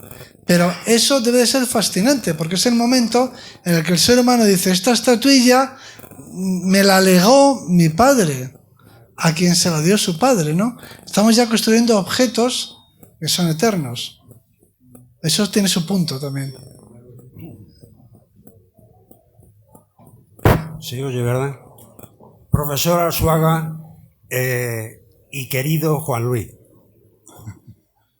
te agradezco profundamente el que hayas venido a Granada y para mí que procedes de donde fue mi casa y es la primera vez en los 20 años que llevo en Granada, la primera vez, no lo sé si me he perdido alguna, que un profe de la Complutense viene a Granada a dar una charla. No la venimos primera de aquí, que yo escucho. Es la primera que yo escucho. Por lo tanto, te agradezco muchísimo el que hayas venido. Te quería hacer un par de preguntas, si pueden ser. Una tiene que ver con mi profesión, que es la de dibujar ciencia. ¿Conoces algún dibujo mío? Creo, porque te lo he mandado. Y consiste en cualquier infografía, lo que es la ilusión infográfica de un ser humano cuando nos lo enseñáis. Y eso se saca evidentemente de un fósil, se saca de lo que encuentro en la Tierra, que son fósiles, huesos. Pero luego nos enseñáis y vemos, los que somos un poco aficionados a esto, vemos pues personas reconstruidas. Es decir, lo que llamamos nosotros a nuestro argot una ilusión infográfica. ¿Con qué criterio, la pregunta que te hago, se hace esa reconstrucción de ese ser humano? Y si la hace una persona, lo hace otra, puede ser diferente un aspecto del ser humano de los mismos huesos con los cuales he partido, de las cuales hago esa infografía. Sí, Esa es la muchísimo. primera pregunta que te quiero hacer. Pues contestando a la pregunta, a mí me interesan mucho las reconstrucciones, porque las reconstrucciones son un reflejo del pensamiento científico del momento. O sea, hacer una historia, hay que hacer una exposición, un recorrido por la iconografía de la prehistoria, te muestra la ideología, no solamente el paradigma científico, sino la ideología de su siglo, de su época. Por ejemplo, en las reconstrucciones de la prehistoria, en las estampas de la prehistoria, por lo general no hay mujeres. De manera que la historia se contaba en términos de cazadores, por ejemplo, ¿no? Los protagonistas son masculinos, son cazadores, no aparecen las mujeres. Es como si la evolución fuera una cosa de hombres. Entonces eso refleja el pensamiento de su momento, ¿no? No solamente por el sexo, sino también porque se piensa que la caza es lo importante en la evolución humana, que eso tiene otras connotaciones de tipo científico. Pero yendo ya a la descripción física, que es una parte muy pequeña, porque en una imagen hay muchísima información, por ejemplo, ecológica. Si tú haces una escena de la prehistoria, tienes que poner el ecosistema. Y eso es una hipótesis. De manera que pondrás las especies que tú creas que corresponden a ese momento. O sea, en una imagen de prehistoria hay muchísima teoría. Yo siempre lo digo.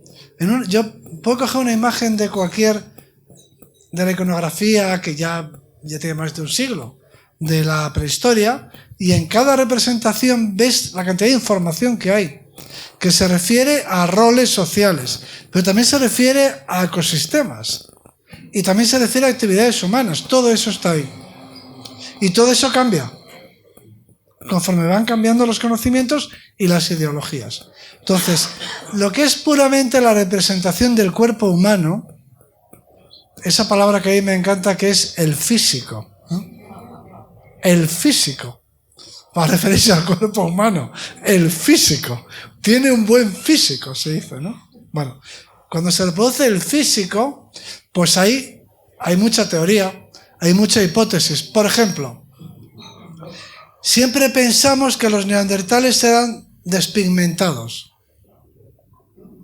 Y es verdad, y se ha comprobado que sí, que tenían la piel clara. Pensábamos que eran despigmentados porque vivían en latitudes altas, porque tiene que ver con la vitamina D y la radiación ultravioleta. O sea que esa es una conjetura que luego se ha confirmado. Pero otras muchas no están confirmadas. Y voy a poner un ejemplo muy interesante. La reconstrucción, por ejemplo, de los australopitecos. Los australopitecos ahora se reconstruyen como chimpancés bípedos. Ese es el paradigma actual. Un australopiteco es un chimpancé bípedo, sin más. Pero no solo eso, los neandertales, por ejemplo. La especie humana, el Homo sapiens, es la única especie de mamífero que tiene pelo de crecimiento permanente. Los animales no van a la peluquería. Es decir, a nosotros el cabello y la barba, a los hombres, nos crece de forma indefinida. La barba sí. Y a las mujeres el cabello. Bueno, y hay algunos individuos a los que no. Eso tampoco pasa en todos los animales. Es decir, el crecimiento del pelo, mientras lo hay, es permanente, continuo. Bueno, somos la única especie que lo tiene. Entonces, de entrada tenemos una singularidad. También somos la única especie que tiene blanco en los ojos. Eso es una singularidad. La única especie que se pone roja cuando tiene vergüenza. O sea, 1000 historias. La única especie que ríe a carcajadas. Puedo poner montones de ejemplos de la única especie que tiene menopausia prolongada. 100.000 ejemplos más, ¿no? Entonces, pero vamos a uno muy visible, el del pelo. ¿Cómo le pongo el pelo? A mí me preguntaban los kenis cuando hacían ¿cómo le pongo el pelo? ¿Tenían barba? Pero los chimpancés no tienen barba. Los australopitecos tampoco. ¿Alguien se imagina un australopiteco con una barba así? Hipster. ¿Australopiteco hipster? No. ¿Y con melenas, en plan hippie? Australopiteco. ¿Era Lucy una hippie de la época? ¿Con rizos y tal? No. Suponemos que no. Entonces, en algún momento aparece el crecimiento continuo del pelo. Y fijaros, no se sabe primero ni el mecanismo histológico, celular o genético en realidad, porque solo hay algún gen ahí metido que solo se expresa aquí arriba en la cabeza. O sea, algún gen que está desactivado en el resto del cuerpo, en el resto de la epidermis, y que solamente se activa ese gen en la cabeza y produce el crecimiento continuo. No sabemos qué gen es ese. Y no sabemos cuándo apareció en la evolución humana, y lo que es más importante, no sabemos para qué. Es decir, no sabemos cuál es su función.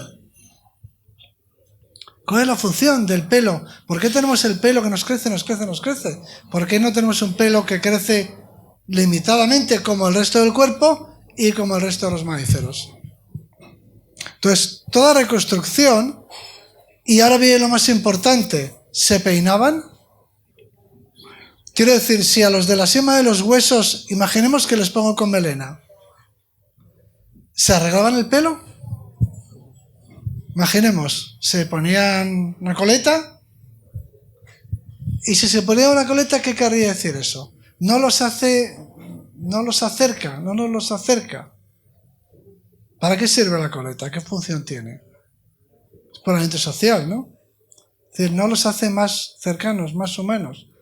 O sea, la pregunta sería, ¿los neandertales tenían coletas? Pues detrás de esto hay grandes preguntas.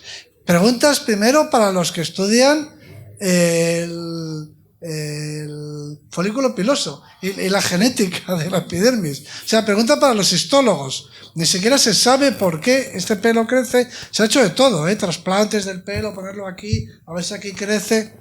Y tiene que haber genética detrás. Tiene que haber genes que se activan en una parte del cuerpo y en otra no. Bueno, eso no se conoce con detalle, por lo menos, y no se conoce todo lo demás del tema. Y está en la iconografía. Pero otras muchas cosas que están en la iconografía. Cuando hacemos esos australopitecos y ponemos un grupo de australopitecos, ¿cómo lo ponemos? ¿Un macho con 3 hembras, por ejemplo? ¿Eran polígamos? ¿Cómo hago el grupo? ¿Qué grupo pinto? Yo cuando hablo con los paleoartistas, como les llaman, me lo preguntan, ¿cómo hago el grupo? ¿Cómo quieres el grupo? Los gorilas son grupos formados por un macho y varias hembras. O los papiones. Los chimpancés no. ¿Cómo los pinto? ¿Qué hago? ¿Pongo muchos machos y muchas hembras? ¿Pongo un macho y unas cuantas hembras? ¿Cómo lo hago? O sea que todo eso está en el icono. Y por eso la iconografía es tan importante, porque preguntan a los científicos, de manera que lo que hace el paleoartista es lo que le dice el científico de turno, ¿no? Y como yo los conozco a los científicos de turno, pues entonces veo cómo se reflejan. Pero se me das cuentas. Toda iconografía de la prehistoria o de los asirios, me da igual, es una hipótesis. Es como cree el que lo hace que eran los asirios. Mentalmente, psicológicamente, económicamente, todo está metido ahí. Y como por otra parte, eso entra por aquí y va aquí a la corteza occipital y ahí se queda almacenado, las imágenes, yo creo que National Geographic ha hecho más por crear una imagen de la prehistoria que todos los libros que hemos escrito, los que escribimos, porque es una imagen y somos unos mamíferos audiovisuales, ¿no? Somos mamíferos audiovisuales. Lo que nos entra por los ojos y por los oídos, eso es lo que de verdad importa. Por mucho que escribamos y nos gusta la literatura, pero es que la literatura, en la medida en la que es capaz de crear imágenes, ¿no? Evocar imágenes. Uno lee a Ana Karenina y te lo estás imaginando. Porque el cerebro se nutre de imágenes y de lenguaje. Así que todo eso está en los dibujos y por eso vale la pena analizar. Muchas gracias. Me hacen preguntas que me obligan a extenderme, pero es que son preguntas muy interesantes. Yo volveré porque de entrada vuelvo mucho a Granada. Voy mucho a Granada porque mi mujer aquí presente tiene familia también aquí presente en Granada. Y familia, muchos de vosotros o alguno de vosotros habrá pasado, son familia de oftalmólogos y habré pasado por parientes de ellos y demás. Yo tengo una vinculación con Granada y ahora haré una confesión así a la cámara. Que es cómo conocí yo el amor.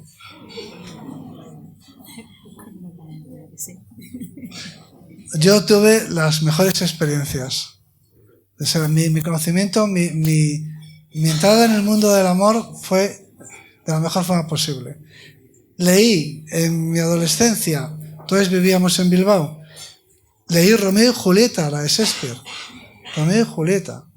Y luego, cuando vine a Madrid, me fui a matricular en la facultad. Esto ocurría en el mes de junio o julio. Hacía mucho calor. Recuerdo que hacía mucho calor. Ya no había clases y yo tenía que ir a matricularme a la ventanilla de la facultad, pero ya habían acabado las clases. Estaba desierto, cogí un autobús, no había estudiantes. Y bueno, y había que presentar papeles, con lo cual pues tenía que volver y tenía que hacer varios viajes, no me acuerdo. Y el libro que yo tenía durante ese tiempo se llamaba Los cuentos de la Alhambra. Y me fascinó absolutamente. No había estado nunca en Granada, por supuesto, y todo me lo imaginé. Y yo estaba por allí con 17 años, haciendo la cola de la facultad y haciendo tiempo sentado en un banco en la ciudad universitaria, y además tenía una edición muy bonita, una edición antigua de los cuentos, de esas que da gusto tener, de los cuentos de la Alhambra. Y me pareció el romanticismo en estado puro. O sea, un chute de romanticismo en vena, con 17 años. Eso, me quedé en estado de shock. Y tengo que decir que he vuelto muchas veces y esa impresión todavía permanece. O sea, no se ha desgastado con el uso, con el hábito. La magia. La magia no se ha perdido por repetirse. Se mantiene. Pero es que fue un chute.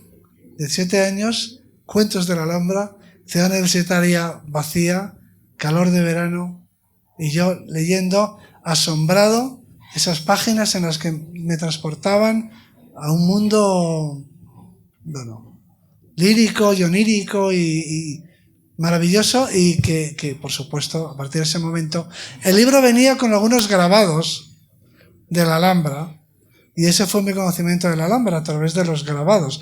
El libro no habla solo de la Alhambra, habla de Granada en realidad. Y veía esos grabados. Patio de Lindaraja, y decía, ¿qué será esto? Y tal. Y tan romántico, ¿no? Y ese fue mi... Y como dicen los franceses, que son muy finos, a este respecto, dicen que on revient toujours au premier amour. Siempre se vuelve al primer amor. El primer amor mío es con Granada y con la Alhambra, así que aquí seguimos. ¿Más preguntas? Buenas tardes. Lo primero, felicitarle por la genial presentación, que ha sido fascinante, y en este ambiente tan desenfadado. Y bueno, anteriormente hemos visto que se logró llegar a la identificación de un neandertal mediante una falange distal del pie. Y bueno, tanto mis compañeros como yo no hemos podido evitar preguntarnos qué metodología se utilizó o cómo... Porque es como fascinante, ¿no? ¿Cómo se identifica? Claro, ¿cómo se pudo identificar que era un neandertal? Porque y no... son de una robustez como ninguna especie de homínido jamás ha tenido. O sea, una falange distal tiene lo que se llama la tuberosidad distal. Tienen tal robustez los dedos de la mano y los huesos del brazo de un neandertal que no es posible confundirlos con ninguna otra especie. Son de una robustez extrema. Pero prácticamente todos los huesos del cuerpo neandertal pueden ser identificados. O sea, es una de esas especies que es característica de los pies a la cabeza. Muy diferente. Como producto que son de 500.000 de años de evolución extraterrestre en el planeta Europa. Mientras nosotros evolucionábamos en el planeta África. Hasta que finalmente se produjo ese encuentro, ¿no? Entre dos humanidades que llevaban 500.000 de años separadas. Eso es increíble. Eso es increíble. O sea, no podían ser iguales, tenían que ser distintos. Por fuerza. Vale, muchas gracias. Lo que pasa es que cómo es un gran problema filosófico. Hay uno de los problemas, hay un filósofo que definió un problema, escribió un libro que se tradució, sería ¿cómo es eso de ser un murciélago? ¿Cómo es ser otra cosa, no? ¿Cómo es ser un neandertal? ¿Cómo es? ¿Qué se siente? ¿Cómo es eso de ser un neandertal? Pues es distinto. Buenas tardes. Buenas tardes. En primer lugar, le agradezco mucho la charla. Y lo cierto es que yo sí que estoy fascinado desde hace un tiempo con la interacción entre los cromañones y estos primeros granjeros, o granjeros europeos tempranos, ¿no? Los llaman. Sí. Y dentro de la especulación, ¿no? Y de que usted, pues efectivamente es una de las personas más indicadas para hablar del tema, si nos podría pintar a lo mejor un cuadro un poco más detallado sobre cómo fueron estas primeras interacciones, cómo llegaron, de dónde se sospecha que venían y qué pasó cuando se encontraron los cazadores-recolectores europeos con estos primeros granjeros. Sí, bueno, yo no soy un experto en esta prehistoria reciente, va esto por delante, pero quiero decir que hay mucha información de tipo arqueológico, pero con todo y con eso no es una cosa que se conozca bien. Pero, por ejemplo, está el arte levantino, famoso arte levantino, que son unas manifestaciones que tienen que ver con ese momento, ¿no? Seguramente no se sabe muy bien si son de cazadores y recolectores que coexisten, no se sabe muy bien. Todavía falta, digamos que los cazadores y recolectores se desvanecen y no tenemos, no hay como dos poblaciones viviendo una al lado del otro, que quizá fuera así, y sospechamos que fue así, pero los asentamientos neolíticos son los que han perdurado y los que se conocen, y de la vida de los cazadores pues apenas hay información. Ese arte levantino puede tener que ver de alguna forma con eso, y algún yacimiento mesolítico que se llama, hay algunas cosas por ahí, ¿no? Pero es complicado. Nosotros lo que hemos podido aportar es la información paleogenética. Ese esqueleto de la cueva de Córdoba, de los murciélagos, por ejemplo, y los neolíticos de Atapuerca, de hace 7.000 años, vienen del Mediterráneo oriental directamente. No es población autóctona. Eso se ha podido demostrar, hemos secuenciado el genoma completo y hemos publicado. De manera que no son ibéricos aculturizados. No son ibéricos que se hayan hecho, que hayan adoptado una economía de agrícola y ganadera. Es gente venida directamente desde el Mediterráneo oriental. Además por una vía costera. Pues lo que nos dice la genética es que vinieron con sus rebaños y con su grano. Y estaban aquí hace 7.000 y pico años. Puedo contar como anécdota que en los años en los que nosotros publicamos eso, el problema con el ADN en el Mediterráneo oriental es que hace mucho calor y por lo tanto no se conserva bien el material genético allí. Aquí sí, en las cuevas sí, pero allí no. Entonces no había mucho material, pero aplicaron una nueva técnica, consiguieron secuenciar al mismo tiempo que nosotros investigábamos en Atapuerca estos neolíticos. Salió una publicación porque habían conseguido identificar ADN en Turquía, en unos neolíticos de Turquía. Y inmediatamente lo comparamos con los nuestros y eran iguales, eran los mismos. Entonces, nuestra aportación a este debate es que la discusión acerca de si hubo migraciones o difusión cultural, puede que las dos cosas, pero los que hemos podido secuenciar nosotros, evidentemente no son de aquí. Han venido desde el Creciente Fértil. Sin embargo, nosotros encontramos, o sea, nuestra publicación lo que dice es que luego sí hay mezcla. Así que los primeros que tenemos en Atapuerca son levantinos puros. Pero luego ya, pasados 1000 años, 2000 años, empezamos a ver un componente autóctono. O sea que creemos que lo que tenemos es la llegada de los levantinos, del Levante Mediterráneo, y su posterior absorción de las poblaciones locales. Eso es un poco lo que vemos desde el punto de vista genético, que es lo que yo puedo comentar, porque no soy arqueólogo de estas poblaciones. Pero esto es lo que parece que se parece más a lo que ha ocurrido. En todo caso, es impresionante imaginar la llegada de aquellos granjeros hace 7000 y pico años, ¿no? Que desde el Creciente Fértil acabaron llegando hasta la península ibérica, hasta Atapuerca y Bañolas, en Gerona y aquí en Córdoba y demás. Ese es otro gran momento de la prehistoria, aunque sea la prehistoria reciente. Pero esto no se sabía hasta el ADN. O sea, hasta la paleogenética teníamos los esqueletos y nos preguntábamos, ¿estos son cazadores y recolectores locales que han adoptado una cultura que ha difundido y se han hecho agricultores y ganaderos, o es gente que ha venido con el rebaño? Bueno, pues igual que las ovejas que hay en el yacimiento vienen de Palestina, los pastores también. Las ovejas y los pastores. Y luego ya hay una absorción posterior. Esto es lo que dice hasta ahora lo que tenemos estudiado y otros han estudiado en otros sitios, claro. Pero quiero decir, la aportación es que Atapuerca también tiene mucho que decir sobre ese momento y que todos los momentos son interesantes, todas las historias son apasionantes. Hola, no sé si me oye bien, ¿sí? Bueno, ante todo, felicitaciones. Yo he disfrutado como cuando era estudiante. ¿Eso qué es? Buena señal, disfrutabas. Está Bueno, muy bien que disfrutabas cuando eras estudiante. En este momento soy jubilado, es otra manera de disfrutar.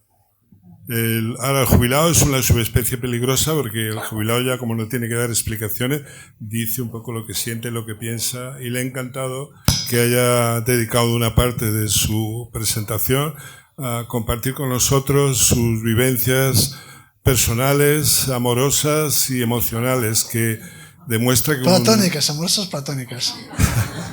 Demuestra que un investigador es un ser humano, cosa que a veces no se suele decir, y que además la investigación es una, como decía Agustín García Calvo, es una actitud erótica. Si no, no merece la pena. Ayer hablábamos de Agustín García Calvo. Claro, pues él sostenía una conversación que nos dio en el CSIC hace muchos años, ¿sí? Lo cual escandalizó. ¿Aquí?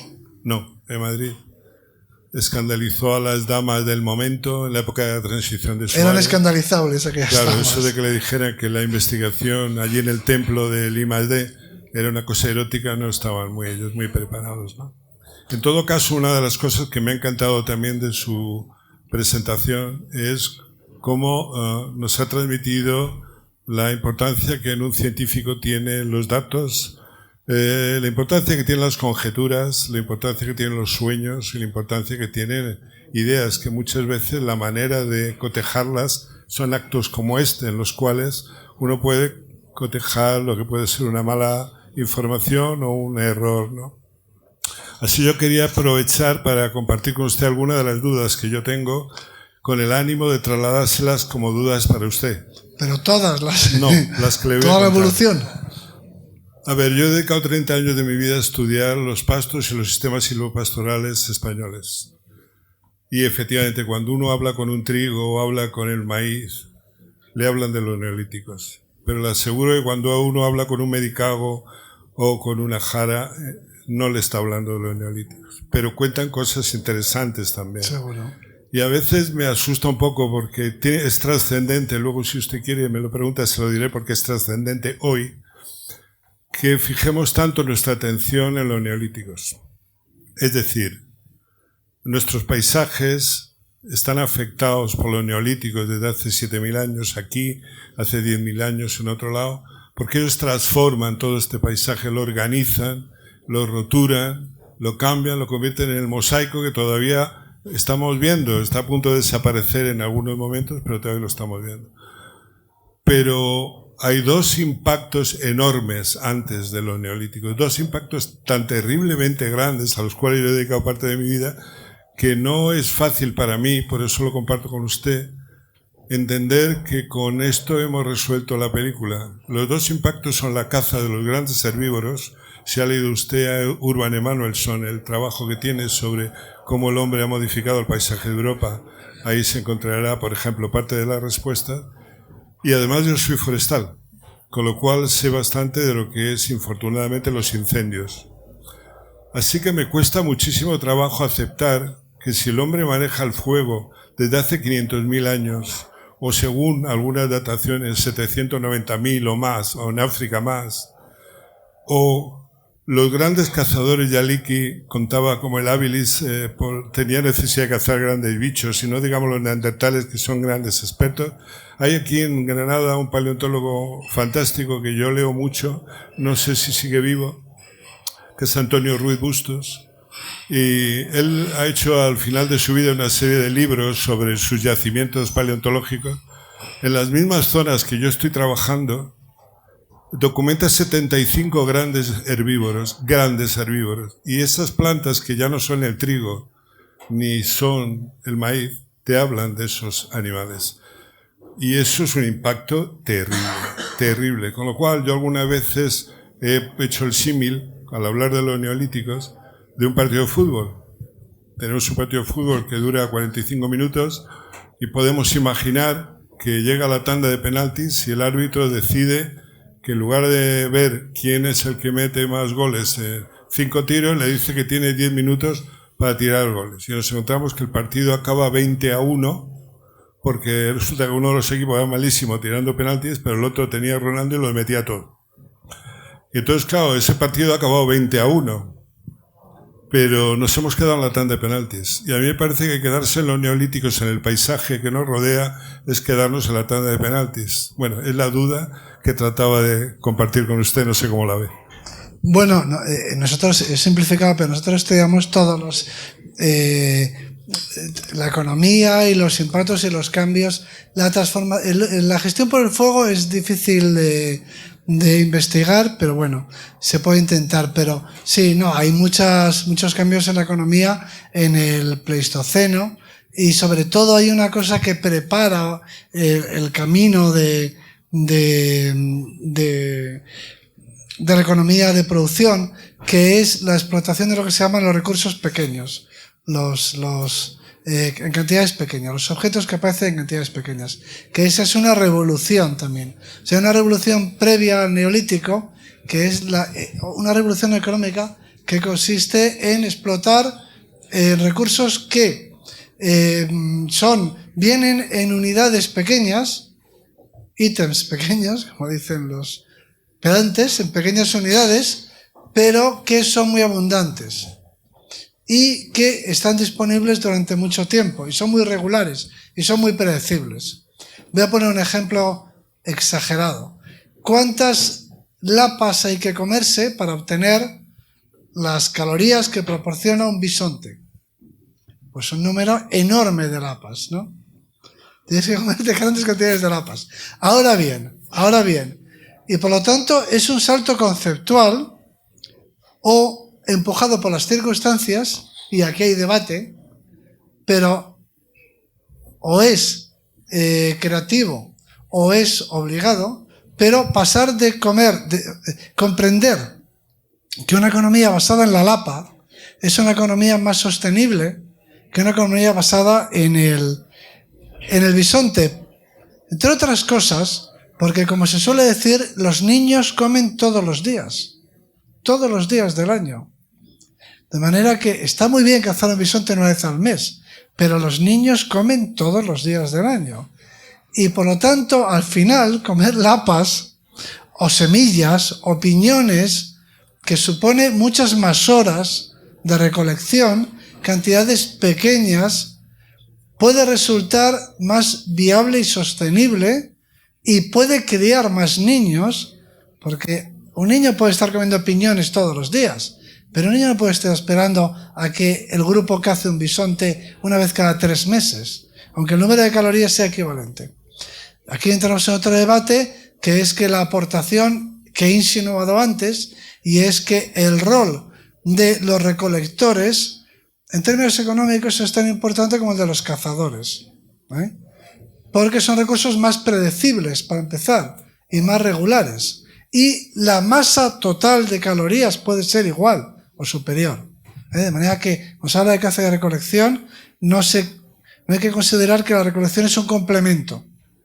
Bueno, quiero decir con todo esto que hay algunos autores que opinan, y tiene sentido, que bien por obligación, por escasez de grandes recursos, de grandes animales de caza, o bien por convicción, hay una revolución en el Paleolítico que prepara las cosas y sobre todo las mentalidades para la revolución neolítica, que consiste en una alimentación basada en la gestión del medio. Es decir, en la explotación. En la península ibérica, con toda seguridad, comían muchas bellotas, por poner un ejemplo. Incluso pudieron haber seleccionado los dulces, ¿eh? En todo caso, hay recursos disponibles. Las bellotas es un ejemplo de un recurso estacional, pongo por caso, ¿eh? Es un recurso estacional. De manera que hay que conseguir recursos durante todo el año, voy a decir el curso académico, durante todo el año hay que tener recursos, y eso sí, estos recursos bien gestionados son recursos, como se dice ahora, es una gastronomía de proximidad.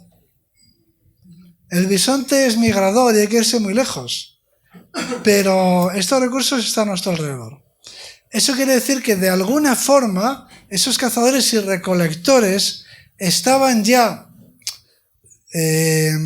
preadaptados para que en aquel lugar en el que hubiera algún tipo de vegetal o animal que fuera viable su cría, lo hicieran. Es decir, la mentalidad era general, ya. Al final del Paleolítico y en el Epipaleolítico, esa mentalidad de explotar los recursos pequeños que está en el entorno cercano se ha generalizado en todo el mundo. Entonces, en aquellas zonas donde coincide una población con esa mentalidad, con especies animales o vegetales susceptibles de ser domesticadas o criadas o seleccionadas, se produce el hecho neolítico. Entonces, hay esa revolución previa paleolítica que es universal. Lo que pasa es que si tú tienes esa mentalidad, pero vives en un continente o una región donde no hay animales domesticables ni plantas cultivables, pues te quedas con la mentalidad, pero no produces neolítico. Sin embargo, en aquellos puntos del planeta donde hay ya una mentalidad de ese tipo y coincide que hay especies que son susceptibles, ahí se produce el neolítico, y por eso en el neolítico aparecen muchos focos a lo largo del tiempo. Porque la mentalidad está extendida y los recursos, en cambio, son locales. Digamos, la humanidad es la misma en todas partes, pero la disponibilidad es local. Entonces, donde es posible, se produce. Esa es la idea. O sea que sí hay una revolución previa a la revolución neolítica, que prepara las cosas.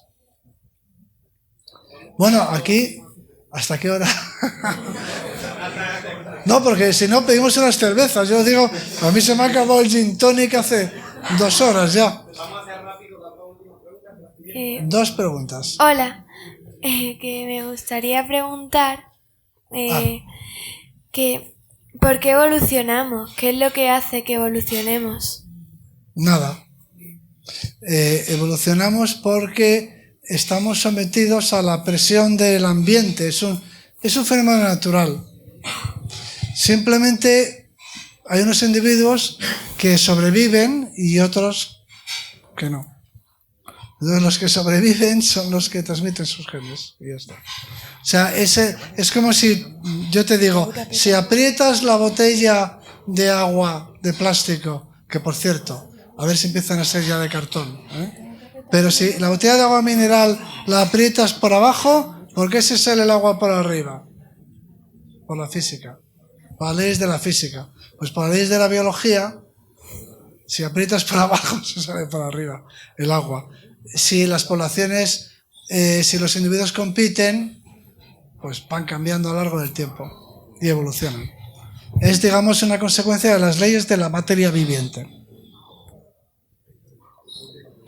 Hola, primero felicitarles, gracias por la charla y bueno, iré al grano porque ya me dan prisa.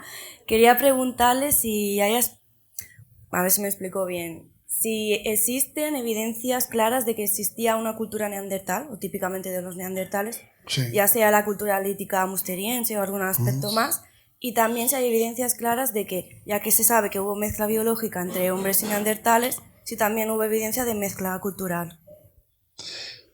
En principio no. O sea, los neandertales tienen su tecnología, vamos a decirlo así, cultura.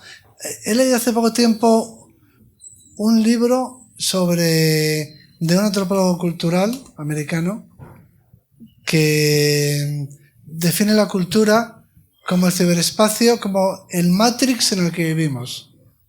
O sea, nosotros, cualquiera, tú y yo, vivimos en un ciberespacio, o sea, vivimos en un mundo virtual. Ese mundo virtual no se refiere solo a las imágenes, se refiere a nuestras mentalidades, nuestras relaciones, ¿no? Vivimos en nuestro Matrix. Me parece un buen ejemplo. Entonces, cada uno tiene su Matrix. Cada cultura, cada pueblo vive en su Matrix particular. Y de hecho es muy difícil salirse de... O sea, la metáfora esa es muy interesante. Porque el rebelde, el revolucionario, es el que se quiere salir de su Matrix. Porque todos los demás le dicen, pero no, pues con lo bien que se está, ¿no? Aquí en esta Matrix. Entonces, las culturas son como una Matrix, una matriz a la que estamos conectados todos. Entonces, entendiendo la cultura como una Matrix, de los neandertales conocemos la cultura material, conocemos la tecnología lítica, que no es lo mismo que la Matrix. Para tener Matrix hay que tener una mente simbólica, eso sí. Y conocemos la economía. Entonces ahí nada diferente del Homo sapiens. Quiero decir, luego aparece el Paleolítico superior, pero por simplificar. Yo no sé de los que piensan, y por supuesto los cromañones utilizan otros materiales, y hay una evolución tecnológica de la que los neandertales pues quedan excluidos porque se extinguen. Si no, no sabemos si habrían adoptado. Eso es un mundo en el que no puedo resumir, no puedo darte una respuesta rápida. Pero de todas formas, la tecnología no es lo importante es ¿tú en qué Matrix estás? A lo mejor los estudiantes están en su Matrix, sus valores, sus deseos, sus relaciones, sus intereses. Tienen que ver con una conexión que existe entre los individuos que forman parte de esa red. Viven en su propia Matrix. Eso es interesante. Entonces la pregunta es si los neandertales tenían su Matrix. Si tenían su ciberespacio. Entonces esa es la gran pregunta. Pero en cuanto a lo material no creo que nos dé grandes... Se ha especulado y se ha discutido, pero en pocas palabras, por ahí yo creo que no se llega a ninguna conclusión. Vale, bueno, pues por desgracia no hay tiempo para más preguntas, seguro que daba para mucho más. Por tanto, lo que nos queda es, por supuesto, dar las gracias una vez más al profesor Arzuaga por venir y, por supuesto, dar las gracias a todos vosotros porque entre todos construimos y hacemos, como ha dicho el profesor Arzuaga y también el profesor Campos, que esta universidad y la universidad en general española se parezca un poquito a sus referentes, por ejemplo, a Cambridge. Muchísimas gracias, ya sabéis que podéis seguirnos por redes sociales y si no, nos vemos aquí de nuevo, nos volvemos a emplazar dentro de 3 semanas. Muchísimas gracias.